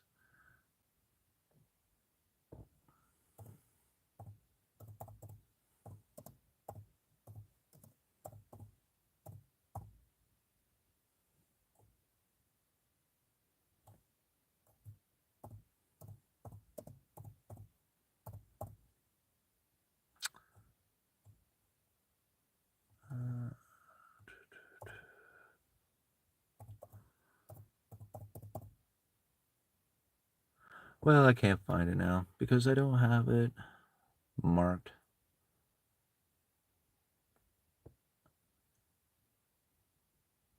Anyway, just trying to find some of the stuff in this essay. I remember reading it and I know it's in here, but sometimes I just can't find exactly where it was. Here we go. Here's a good chapter. or a good paragraph. It says, when the overabundance of money from the mines has diminished the number of inhabitants in the state, accustomed those who remain to excessive expenditures raised the prices of farm products and the wages for labor to too high levels, and ruined the manufacturers of the state by purchases of foreign products by property owners and the mine workers. The money produced by the mines will necessarily go abroad to pay for the imports. This will gradually impoverish the state and make it, in a way, dependent on foreigners to whom it is obligated to send money every year as it is extracted from the mines. The great circulation of money, which was widespread in the beginning, ceases. Poverty and misery follow, and the exploitation of the mines appears to only be advantageous to those employed in them and the foreigners who profit thereby. That's probably one of the greater paragraphs inside of this book, right? It literally lays it out. The overabundance of money from the mines. Now, if you replace the word mines with the overabundance of money from credit issuance, so you could use like central banking, but just the idea of credit issuance, when the overabundance of money from credit issuance has diminished the number of inhabitants in the state, accustomed those who remain to excessive expenditures. So those people who are living have to spend a lot of money, excessive expenditures, right? Raise the price of farm products and wages for the labor to high levels. So now all of a sudden, all the products that are produced here and the labor is very expensive. Geez, I wonder who that sounds like, right? The United States, same exact thing. Rate to high levels and ruined the manufacturers of the state. Right? People say, "Oh man, greed and manipulation." No, man, it was excessive expenditures that was taking place. It raised the prices of everything. It ruined the manufacturers of the state. I mean, we can blame politics. We can blame greed. We can blame these corporations. All these people have all this blame that go around, but I'm thinking, well, Cantillon was talking about why the manufacturers left. He wrote it down in a book hundreds of years ago. And why are you trying to blame politics on it when he basically laid it out pretty clearly? If you dive into luxuries, you will bring in more foreign production and ruin your domestic manufacturers, right? So it says right there, and ruin the manufacture of the state by purchases of foreign products by the property owners and mine workers. The money produced by the mines, right? Again, think about the financial industries, right? The money produced by the financial industries will necessarily go abroad to pay for the imports, right? This is why we have deficit trade. See, this is like when you read this book, his book was, he wrote this down hundreds of years ago, but it's describing exactly what we are experiencing. He's talking about horses and wagons and stuff, and we got cell phones and airplanes, so there is differences in it. But, think about that. That is like that economic force that he is describing. We're not deviated from that at all. We are very much in line with that. Right? The products of the mines will necessarily, the products of the financial institutions will necessarily go abroad to pay for the imports. This will gradually impoverish the state and make it, in a way, dependent on the foreigners to whom it is obligated to send money every year as it is extracted from the financial institutions. This great circulation of money, which was widespread in the beginning, ceases. Poverty and misery follow, and the exploitation of these banks, right, appears to only be advantageous to those who are employed in them and to the foreigners to whom are profiting by it. This is the reason why the United States, like the working class individual, they're screwed. They're like, there's no way. Because even if you brought good manufacturing jobs back, you're not going to be able to compete. It's not going to work. This is where I'm kind of getting at, to the point that we are now stuck in a position that we have to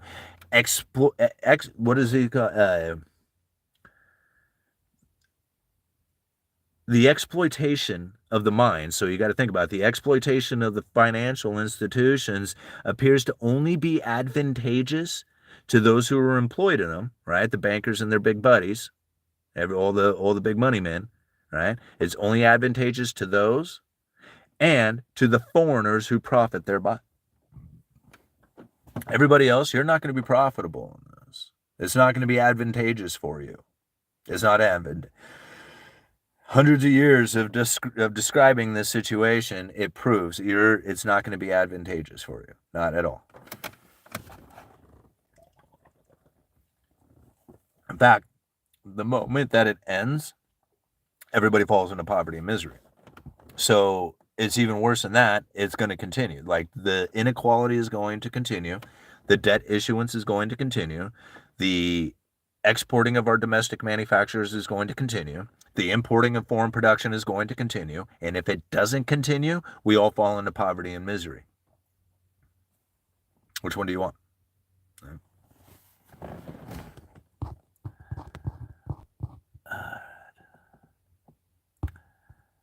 Yeah, so I just can't see, I can't see increasing the population. Like, really, it comes down to, like we were talking about the population, it really comes down to, if you live poorly, populations grow to the biggest. Hold on, maybe I can find this.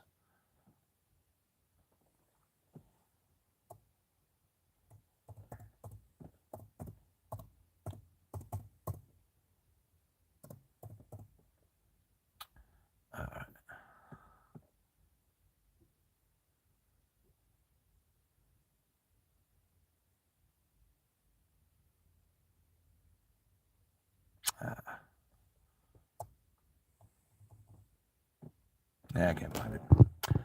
All right, but populations grow when you have a poverty-stricken nation. You will notice that the population is quite abundant, right? All kinds of little kids running around all over the place, right? And overpopulation. These are in poverty-stricken nations, but then you find, like, more industrialized nations with a higher standard of living, and then they have, like, these childbirth rates that are falling dramatically. And people are like, oh, okay, well, it has to do with education, it has to do with birth control, it has to do with all this other stuff that comes with it. Really, what it comes down to is that, generally, if you have an elevated standard of living, you don't want to diminish that standard of living. Like, you want to keep that elevated standard of living. And surprisingly, kids are expensive. Yeah. So most people recognize this, and if you have a higher standard of living, by having kids, you're going to end up diminishing your standard of living, right? It's going to end up lowering your standard of living. It's going to bring that down, and that's generally painful for most people to experience. And this is one of the reasons why you find that population declines in industrialized nations or richer nations. They don't want to have kids because, again, they don't want to lessen their standard of living. Now, if you're in a poverty-stricken nation and you have, like, very little in your life, and the idea of, like, sinking further into the abyss is probably not actually a big concern of yours, because you're already probably about as dirt poor as you're going to get. You can have as many kids as you want. It doesn't really diminish your life, right? It doesn't make the pain any worse. You got a bunch of little kids running around, whether you have 2 or 3 or 10, it doesn't make any difference to you. And really, the only way it gets any worse is death. So it's just like, how bad could it possibly be? You can have as many kids as you want, it doesn't change anything. So having a bunch of kids in a poverty-stricken nation is not a big deal. But if you are in a industrialized nation or a richer nation of wealth, then those people have a tendency to not want to lower their standard of living, and so they won't have kids. And that's the real reason behind it. Give them more money, like, that's gonna, that's gonna lower their standard of living, to say, hey, I don't care if I have kids or not. No, most likely, if they have a bunch of money, they're not going to want to have kids. And it seems so backwards, because people would, like, well, if I have the money, then that would give me the ability to afford kids. But that's not human nature. Like, I mean, it seems logical when you say it outward, like, it sounds right, but ultimately human nature doesn't behave like that. And you can just, like, the proof is, just look at poverty-stricken nations and look at industrialized nations. Don't kill me, I'm just a vibe. Thank you for the $5. I purchased some leap calls on TLT today. As a day trader, I believe yields are about to start crashing by Q3 as we go into a bad recession. Opinion.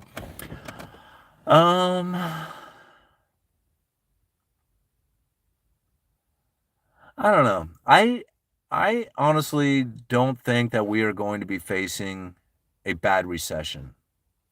And it's not because I don't think that we are due for one or that one couldn't be possible. It's just that things have changed pretty dramatically over the last 10 years, especially when it comes to unemployment. Like, this is the biggest one. Unemployment rates rising. That's like one of the biggest issues that you find in a recession, is that everybody loses their job, right? And that's like that's probably like the biggest issue that most people face. And so the Federal Reserve was kind of in a bad position when it came to employment. There was something called the neutral employment rate, like different from the neutral interest rate, something called the neutral employment rate. And now the Federal Reserve would look at employment for inflation or disinflationary pressure. So if they were if they were looking for inflation or elevated inflation expectations coming into the future, if this is what they were hoping for or wanting for their monetary policy, then what they would do is lower interest rates. Now, most of the people look at the lowering of interest rates and immediately think, okay, consumption, right? They're going to go out there, buy houses, cars, go on vacation. And although that is the short term, like kind of economic boost that happens with the lowering of interest rates, the Federal Reserve has a little bit longer timeline to it, because lowering of interest rates really doesn't affect the economy for 6 months to a year. And this is something that I think a lot of people don't quite internalize, is the lag that happens with this. Now, if you lower interest rates and you lower it significantly, then what will happen is corporations, businesses will then start to expand their operations. They want to take advantage of all those customers who are coming with their lower interest rates and the ability to have more consuming power. So they take advantage of that by building, expanding operations with equipment, hiring people, and that hiring people then increases the consumption. More people working, more people making money, more people spending money, added consumption, supply demand imbalances, and inflationary pressures grow. So now there's a neutral employment rate that is built off of this idea that if you have elevated employment, you will have elevated inflation. If you lower the employment or raise the unemployment, however you want to look at it, but if you lower the employment, you will lower the inflation or create a disinflationary pressure within the economy. So the employment rate is what the Federal Reserve was trying to target when it came to creating an inflation or disinflationary scenario. That employment rate also had a neutral rate to it, where there was neither accommodating nor restricting the economy. It was neutral. The neutral employment rate was really low, meaning that if you had unemployment as low as you could possibly get it, historically low, like best jobs numbers that you have had in history, and the best jobs numbers in 50 years, like how was Donald Trump bragging it up? Best job number ever, right? That low unemployment failed to produce an inflationary scenario for the Federal Reserve. That is a problem. Right? They refer to it as an insensitivity, inflation's insensitivity to low unemployment. This is a problem for the Federal Reserve. So now when I think about what it is that the Federal Reserve would typically do when unemployment would begin to rise, this is the recessionary pressure that they would be looking for in order to slow the inflation down. But now they can let unemployment run extra hot, extra long for an extended period of time. It doesn't create the inflation that they would normally expect it would. Right? There's an insensitivity to it. So now, instead of using unemployment or the employment levels to then create the inflation or disinflationary scenario, you can just let unemployment run as low as you possibly can all the time. Like, we don't have an issue with jobs numbers. In fact, most companies are struggling to find people. And this is how, or at least the idea of, like, once you bring all these manufacturers back, you're having a hard time already finding people to work manufacturing jobs.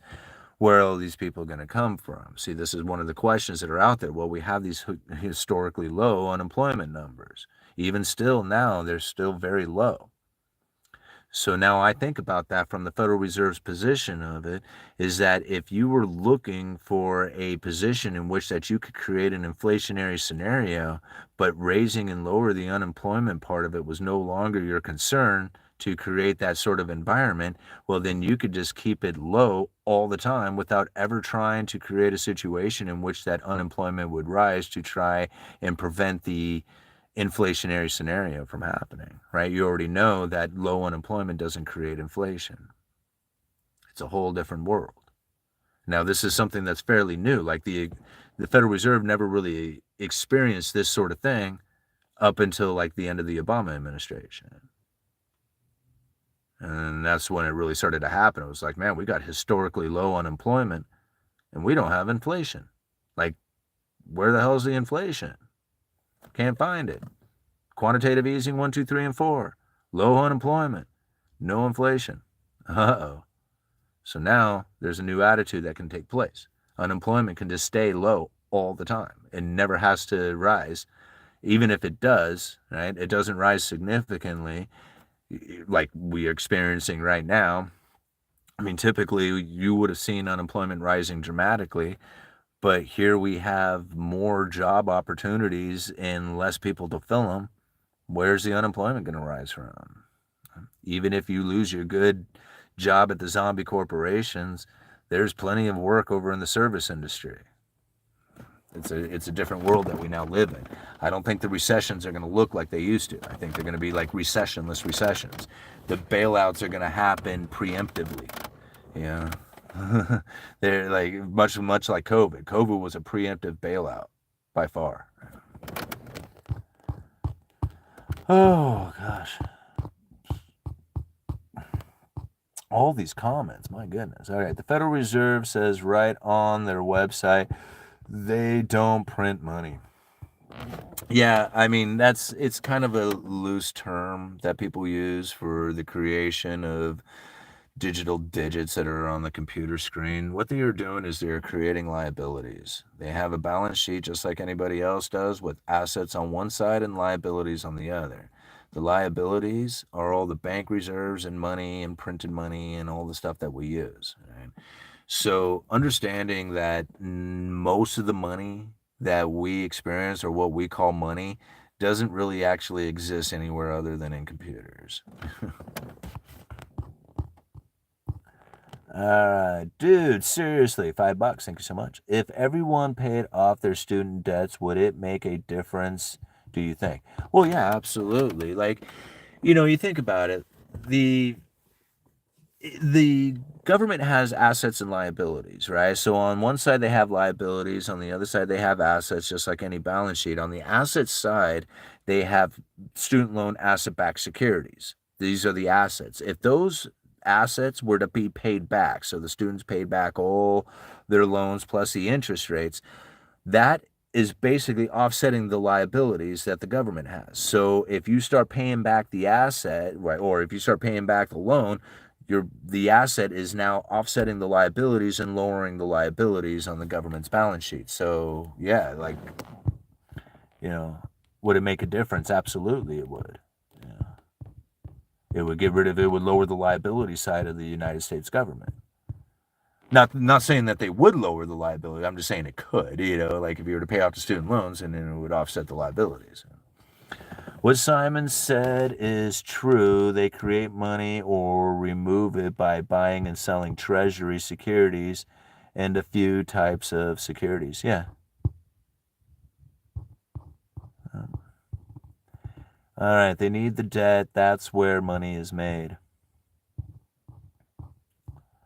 Mike Rev, I can't quite wrap my head around that.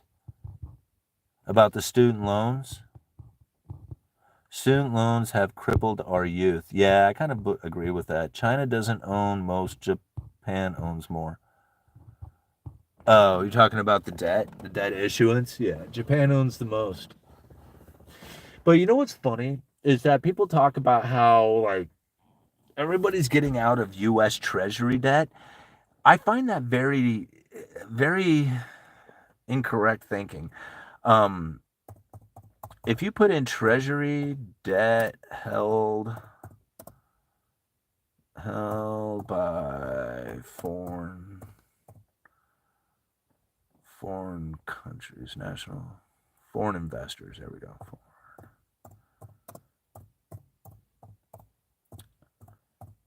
And type in Fed. There we go. Let me bring up the chart. Okay, Fed.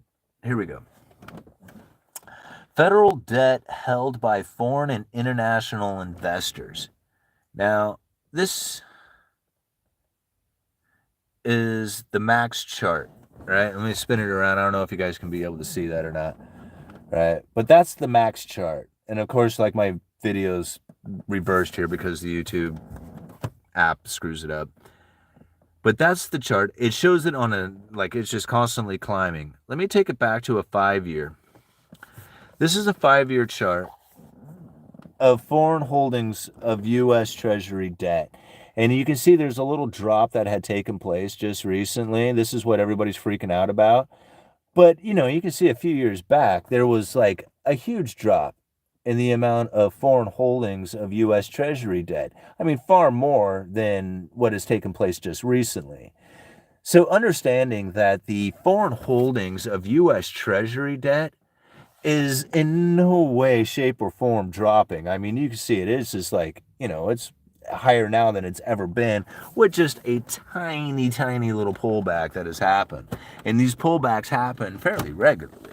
So in my view of the things that I am looking at out there, there is no denying it that the United States Treasury debt is very much favored and loved around the world. Why it is that there is this information that's being pushed out there that foreign nations are dumping U.S. Treasury debt, it's like simply not the truth, right? I mean, there's more holdings by foreign international investors than at any time in history. And of course, there's more now to own, so that makes sense, right? If you issue out a bunch of more debt, then there's more to be issued out there for people to own. So it makes more sense that they would have more. But still, the idea that they're getting out of the United States government treasury debt, that's not true. They're getting into it. There's more being purchased now than ever. All right. Man, this is a great live stream, man. All right. To me, the debt is a fugazi at this point. Gold up means dollar worthless. Yeah, you should follow the milkshake theory. I think gold and the dollar can rise together. I think those two can move up together in a way that people who had a tendency to look for the dollar to be the safe haven, lose trust for it, move over to gold. But there's still plenty of people who are going to see the dollar as a safe haven.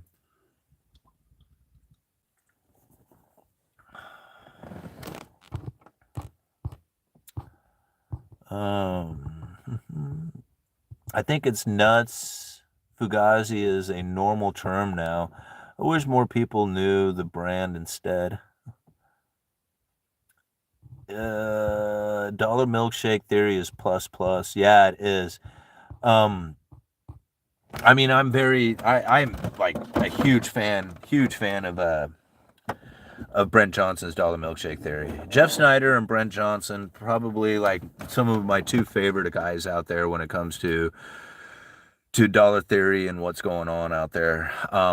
They have a much different take on it than what a lot of people, and it's like, what I love best about Brent Johnson's is that the presentation that he did at the Rebel Capitalist last time I saw it was so good, because he took all his information and literally just destroyed it, like argued his theory better than anybody could. Like, he just absolutely destroyed his argument, and then went right back over all the same information and just like absolutely proves his case using almost the same information, again, showing how it is that the dollar milkshake theory is proving itself to be the case right now.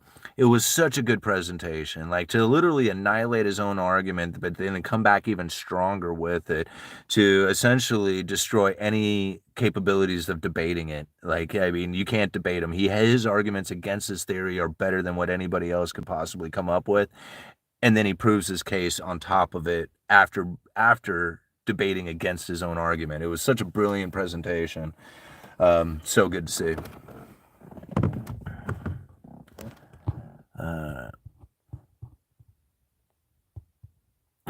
Let's see here. What about silver rising above 1,000? I mean, I don't put much hope on that. I mean, I can see it being possible. Like, in fact, I see silver one day even possibly surpassing gold, right? Like, it could take off on such a rocket ship of that, especially as speculation starts moving into it at the same time. Limitations for companies in order to acquire silver. Who knows what could end up taking place, but there's very little silver in storage, and this is really where I think it comes down to, is that like gold gets mined and then stored. Silver gets mined, 50% of it goes to industrial use, the rest of it goes out there to the retail industries, of people putting it in their, putting it in jewelry, putting it in medical devices. Well, I guess that would be more industry. Putting it into bullion for savings or whatever, but generally it's not stored in a massive fashion, not like gold is by central banking systems. So if there was ever a situation in which that the demand for silver was to increase, the solar industry, medical, the tech industries for whatever reason, building computers or cell phones or whatever, if there was a huge increase for silver and some company goes to buy it and they can't find it, like there's like, hey man, I mean, yeah, the spot price says it's $35-$40 an ounce, but they can't find anybody to sell it to them, they will pay any price. That spot price can say 35-40, they don't care. If they just need a little tiny piece of it to build their computer, they will pay a lot of money for that silver in order to finish off their product. That moment, I believe, is coming. How far out, when that takes, I don't know, right? Like, I believe that it would have happened by now, so for me, I don't put any hope on it happening anytime soon.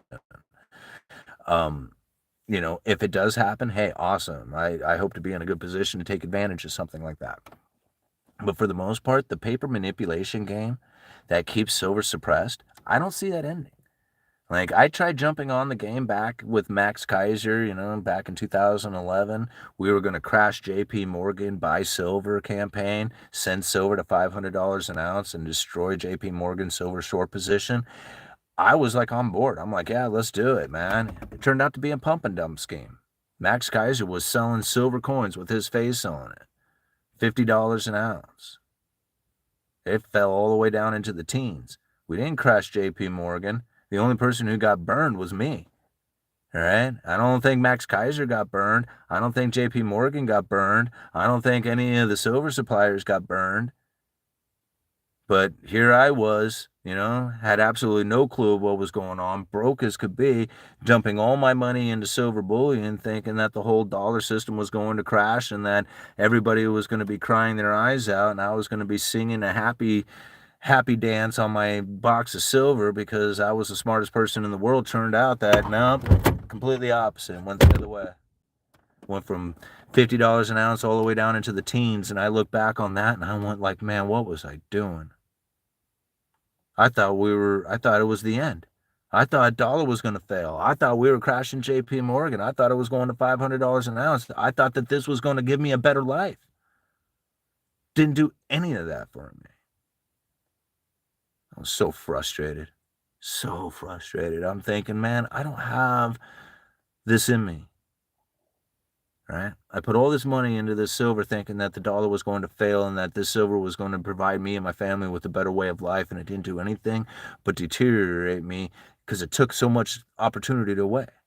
I could have put all that money into the Dow and made a bunch of money off of it, but no, I bought silver instead.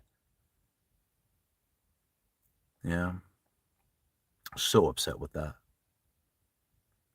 And years later, broke, ain't got nothing going on in my life. My car's broken down and I have no way of finding anything for a vehicle. Like, I don't have any money. I have terrible credit. My house was gone through foreclosure and stuff. Yeah.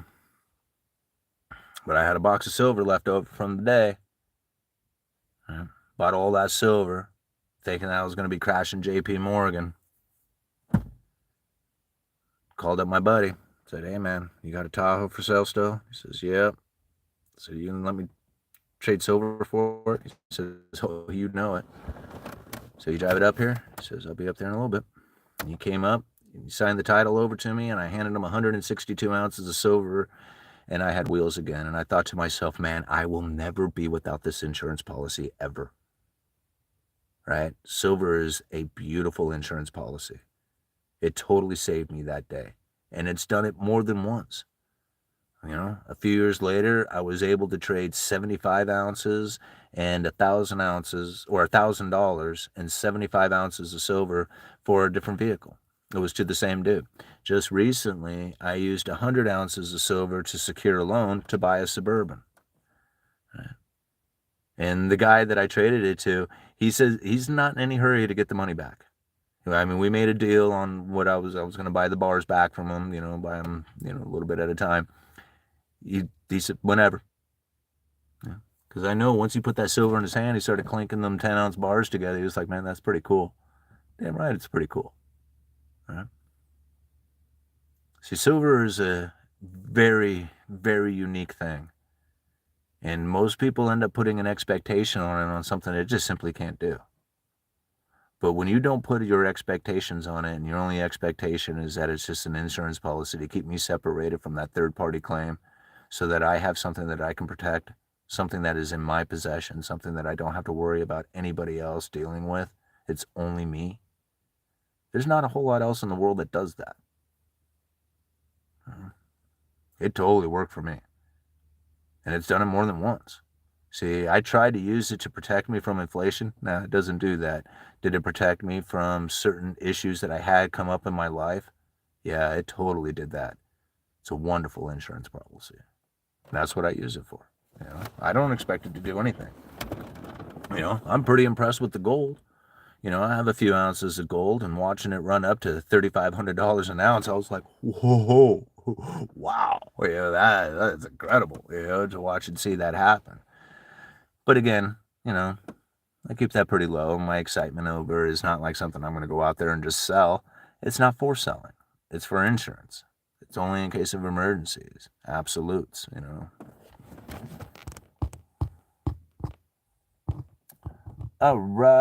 is that? Rotasive? Sorry if I butchered the name, man. Thank you for what is that? Rotasive? 78. Thank you so much for the $5. What's the best way to liquidate gold and silver if there is an emergency? Okay, so that's a really good question. That's a very good question because I have a lot of people who ask me, like, what is it that I'm going to do when it comes time to get out of that silver position? This is really where you need to build up a good network, right? Most towns have a pawn shop or a coin dealer, or like even sometimes a jeweler will deal with like silver bullion. So there's somebody in your town who does that. Even like the silver guy that I was working with, for the longest time, he didn't have a shop. Like I met him through a shop that he had. He had like an actual storefront. But then he shut the storefront down, and he was just a guy who was just, a guy I knew. And he had a ton of silver that he would buy and sell because he just had such a network of people that knew that he would buy and sell bullion, that he just kept right on doing that because of his huge network. He didn't need a store to perform his business. So I knew that guy, right? And I know him well, like even today, I know him. So having a network of people, right? Even the guy that I traded the basically, secured the loan for the Suburban with, it's been somebody that I had talked with as far as metals go for a long time. We know each other. He has some metals already, but he didn't have very much. He had some gold coins that he had from like the family or something like that. But, he understands the concept behind it all. So building up that network of people, whether it's an individual person or a store or a pawn shop or something like that, and don't rely on them just being there and like you can just go there. Go get to know them, know who they are, know their first name, get them to know who you are, build a rapport with them, like make a purchase from them like once a week or once a month or something. so that they know who you are. And then ask them, like, hey, if I ever needed to sell my silver, what kind of deal do you offer? And so that you already kind of have the understanding of what it is that you're going to expect when you show up there with your silver to sell it to them. This is the type of thing that you need to do. Like, if you're waiting for the last minute to try and figure out what you're going to do with that silver to try and get the money for it, then most likely you're probably going to end up getting burned, right? You're going to end up taking a huge loss on it because you're going to do it in haste. Like, work out the preliminary plan ahead of time. Like, how would I deal with, an emergency where I need $1,500 or $15,000? How do I deal with that so I can get it quickly using my silver? Is it an emergency in which that I need $15,000 within the next 24 hours? That might be difficult, right? I mean, the coin dealer may or may not have it, depending on the size of the shop that you're dealing with. You're in the city, you're probably going to deal with a shop that most likely $15,000 is not a big deal, right? It would be like they'd probably do that all day long without any issues. Other places, it might be a little bit difficult. They might be like, hey, I need 24 hours to make that happen. So knowing your shop and how it is that you're going to deal with that ahead of time is going to be very important. So, and also build up that network of people. Like, I didn't realize it until I got into silver, how many people are actually into silver, like buying silver bullion. I didn't, like, even people I knew for a long time, they're like, oh yeah, I've been buying that stuff for years. And I'm like, I didn't know that, right? Because most people don't advertise that, hey man, I got a stack of silver at the house, you should check it out, right? It's like nobody says that stuff like that, right? But to understand that there is plenty of people out there and there's plenty of places that you can go to unload your silver or to buy silver, and building up that rapport with those people is going to be probably the easiest way to deal with an emergency situation.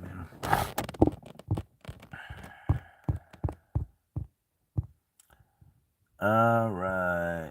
All-nighter, that's exactly what I did with my bullion dealer. We are now friends outside of the store. Yeah, see, like, I mean, I'm friends with my coin dealer too. Like, I mean, we message each other every once in a while, like, hey, what's up? Just. All right. Try to take delivery from CME. Yeah. My friend has a few cards. Sport cards for me was such a waste of money for me. Kirk, that's kind of interesting because it's Lumberjack Landlord who said that he really started getting into being an entrepreneur and understanding business by flipping sports cards, and he's still into it. He sent my boy a bunch of sports cards that Freddie just absolutely loves. He loves Lumberjack Landlord for doing that. But yeah, I mean, I did too. I wasted a lot of money in baseball cards, but I still have them. So one day I'll get my collection over to Freddie. Oh, don't buy magnetic bullion.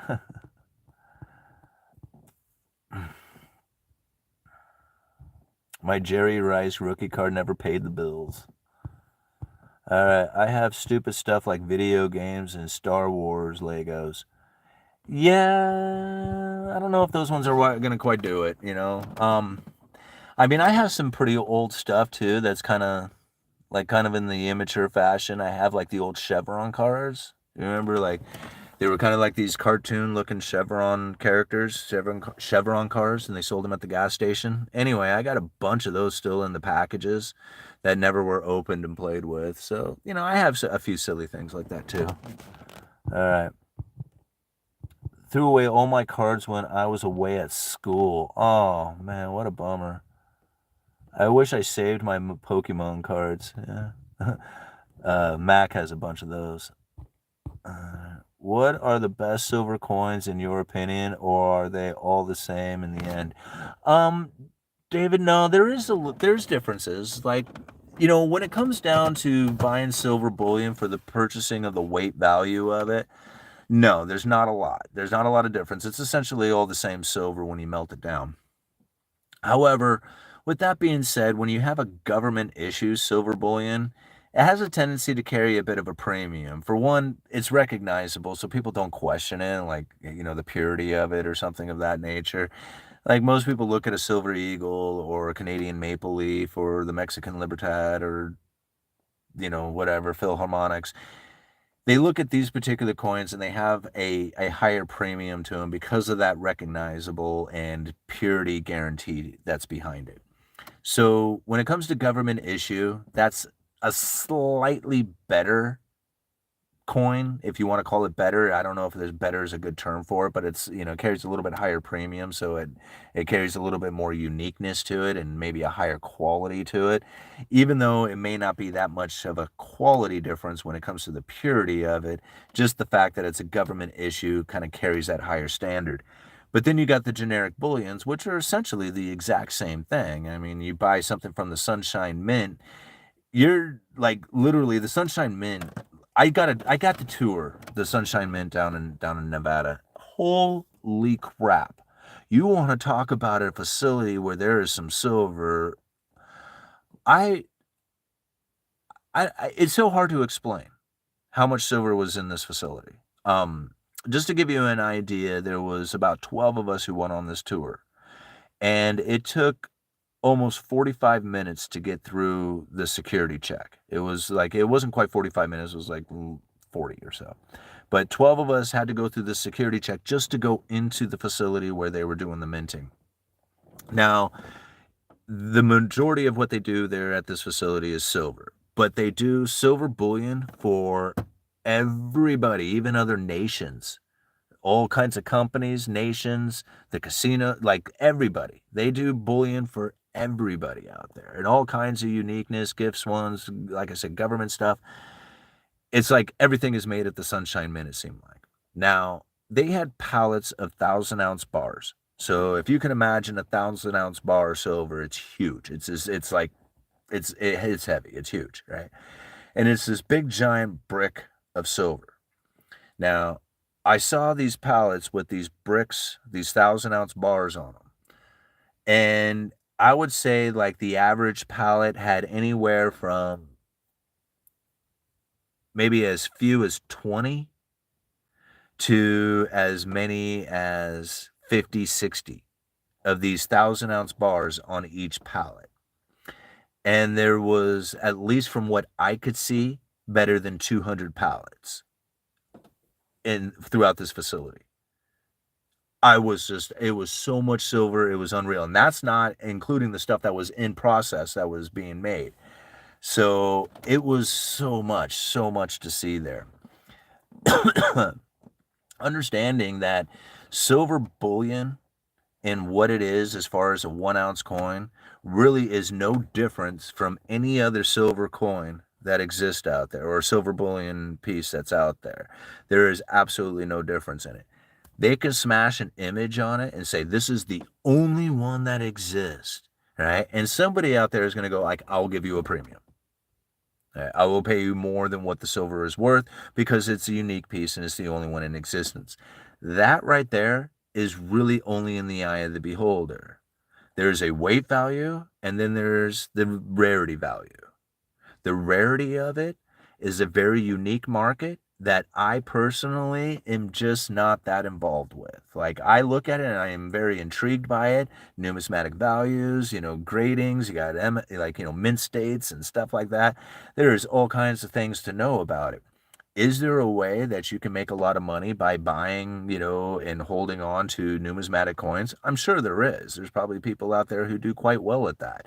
In fact, when it comes to preserving wealth, during the gold confiscations, it was those who had gold collections that said, hey, no, this is a gold coin collection that I have here. They were the people who were able to hold on to their gold coins because it wasn't necessarily used as currency or circulation. So holding on to a gold coin collection could be a security issue if there was ever that sort of confiscation that came up again. I find that to be a very low concern, but it is something that could be a possibility out there. Again, when it comes to what I look at, weight value, how much silver pieces, like how many do I have? That's it. The image of it, I could really care less.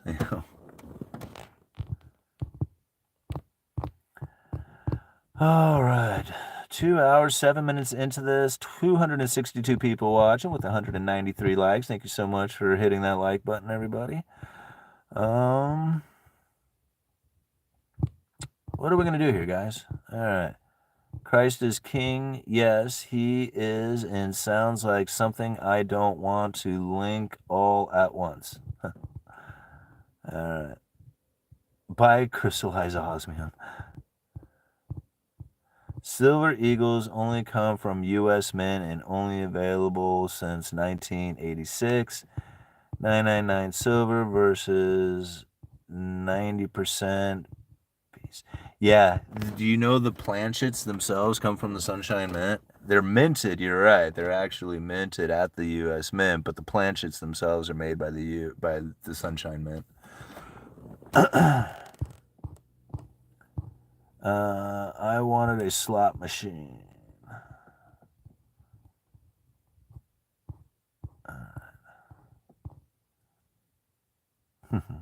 Thanks, All Nighter, for posting the Cash App link. Yeah, for those of you who want to tip me a cup of coffee or help me get to the Rebel Capitalist event, there's several different ways that you can send money through Venmo, PayPal, Cash App, and then you can also send money directly through the comment section in these super chats. And I really appreciate everybody supporting the Uneducated Economist. It's going to be a close one. I'm really counting on it. I was talking to the wife the other day, and she is just like, yeah, I don't know if I'm going to be able to make it to the Rebel Capitalist. I would still like to go, so that's kind of like still my plan, and it would be nice to get All Nighter there as well. Oh. All right, lost my gold and silver in a boating accident. You know, it was crazy. I didn't really want to bring this up, but the same thing happened to me earlier today, and it was such a devastating loss that I'm really trying to keep from being overwhelmed by the idea of having lost all my silver in a boating accident earlier today. It's a tough thing to accept. There was a lot of time and effort that went into that. So knowing that it's gone forever, anyway, I don't want to think about it right now. Okay. It's tough. All right, where is the Rebel Capitalist event? I'm pretty sure it's in Orlando. Oh, man, my shoulder's killing me today. All right. Mine fell in quicksand today. Yeah, that's sad, man. Thank you, Nomad Joe, for the $1.99. That'll happen when you live so close to the water, Simon. Yeah, it is. I mean, the river is right there. And I didn't, you hear about these things, but you don't really think it's going to ever happen to you, really out of all things, More went up in hot air balloons. All right. How does that happen? It's hard to explain. It really is. You just, so many strange things. Like you're never quite sure of what kind of event that you're going to experience when you're out on the river. It's a different trip every time. Weather conditions change. It can be quite dramatic at times, and and it was just one of those days, And yeah, we took a wave kind of off of the broadside, and it rolled the boat a lot, and yeah, it was gone. It was that quick. A boating accident happened at Fort Knox. Yeah. Oh, that sucks so bad. Yeah, it does, doesn't it? All right.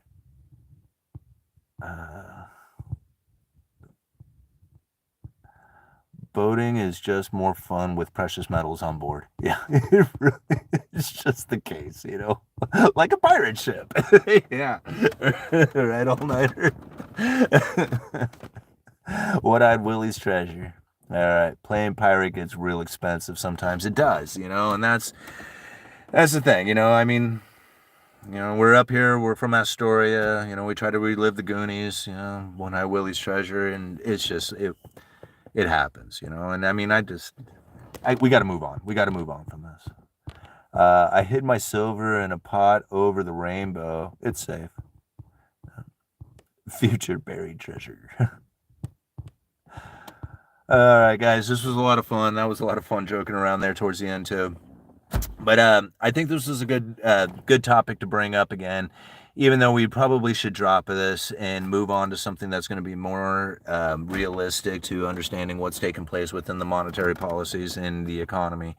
But knowing that this is a huge impact to what it is that people are feeling, especially when they think about the president firing Jerome Powell and what kind of, what kind of economy could occur from something like that.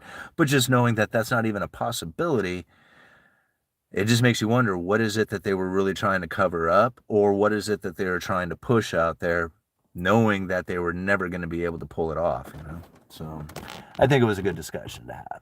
All right. Never say die. That's right. Goonies never say die. The hype in gold will later die down once again, and the dollar will come back just as strong. Hopefully Chunk kept some hidden game as consolation to the silver loss. Yeah, man, going in reverse is dangerous. Oops. Forward we go, onward through the fog. All right, you guys are awesome. Thank you all for being here. Uneducated Economist, you guys let me know.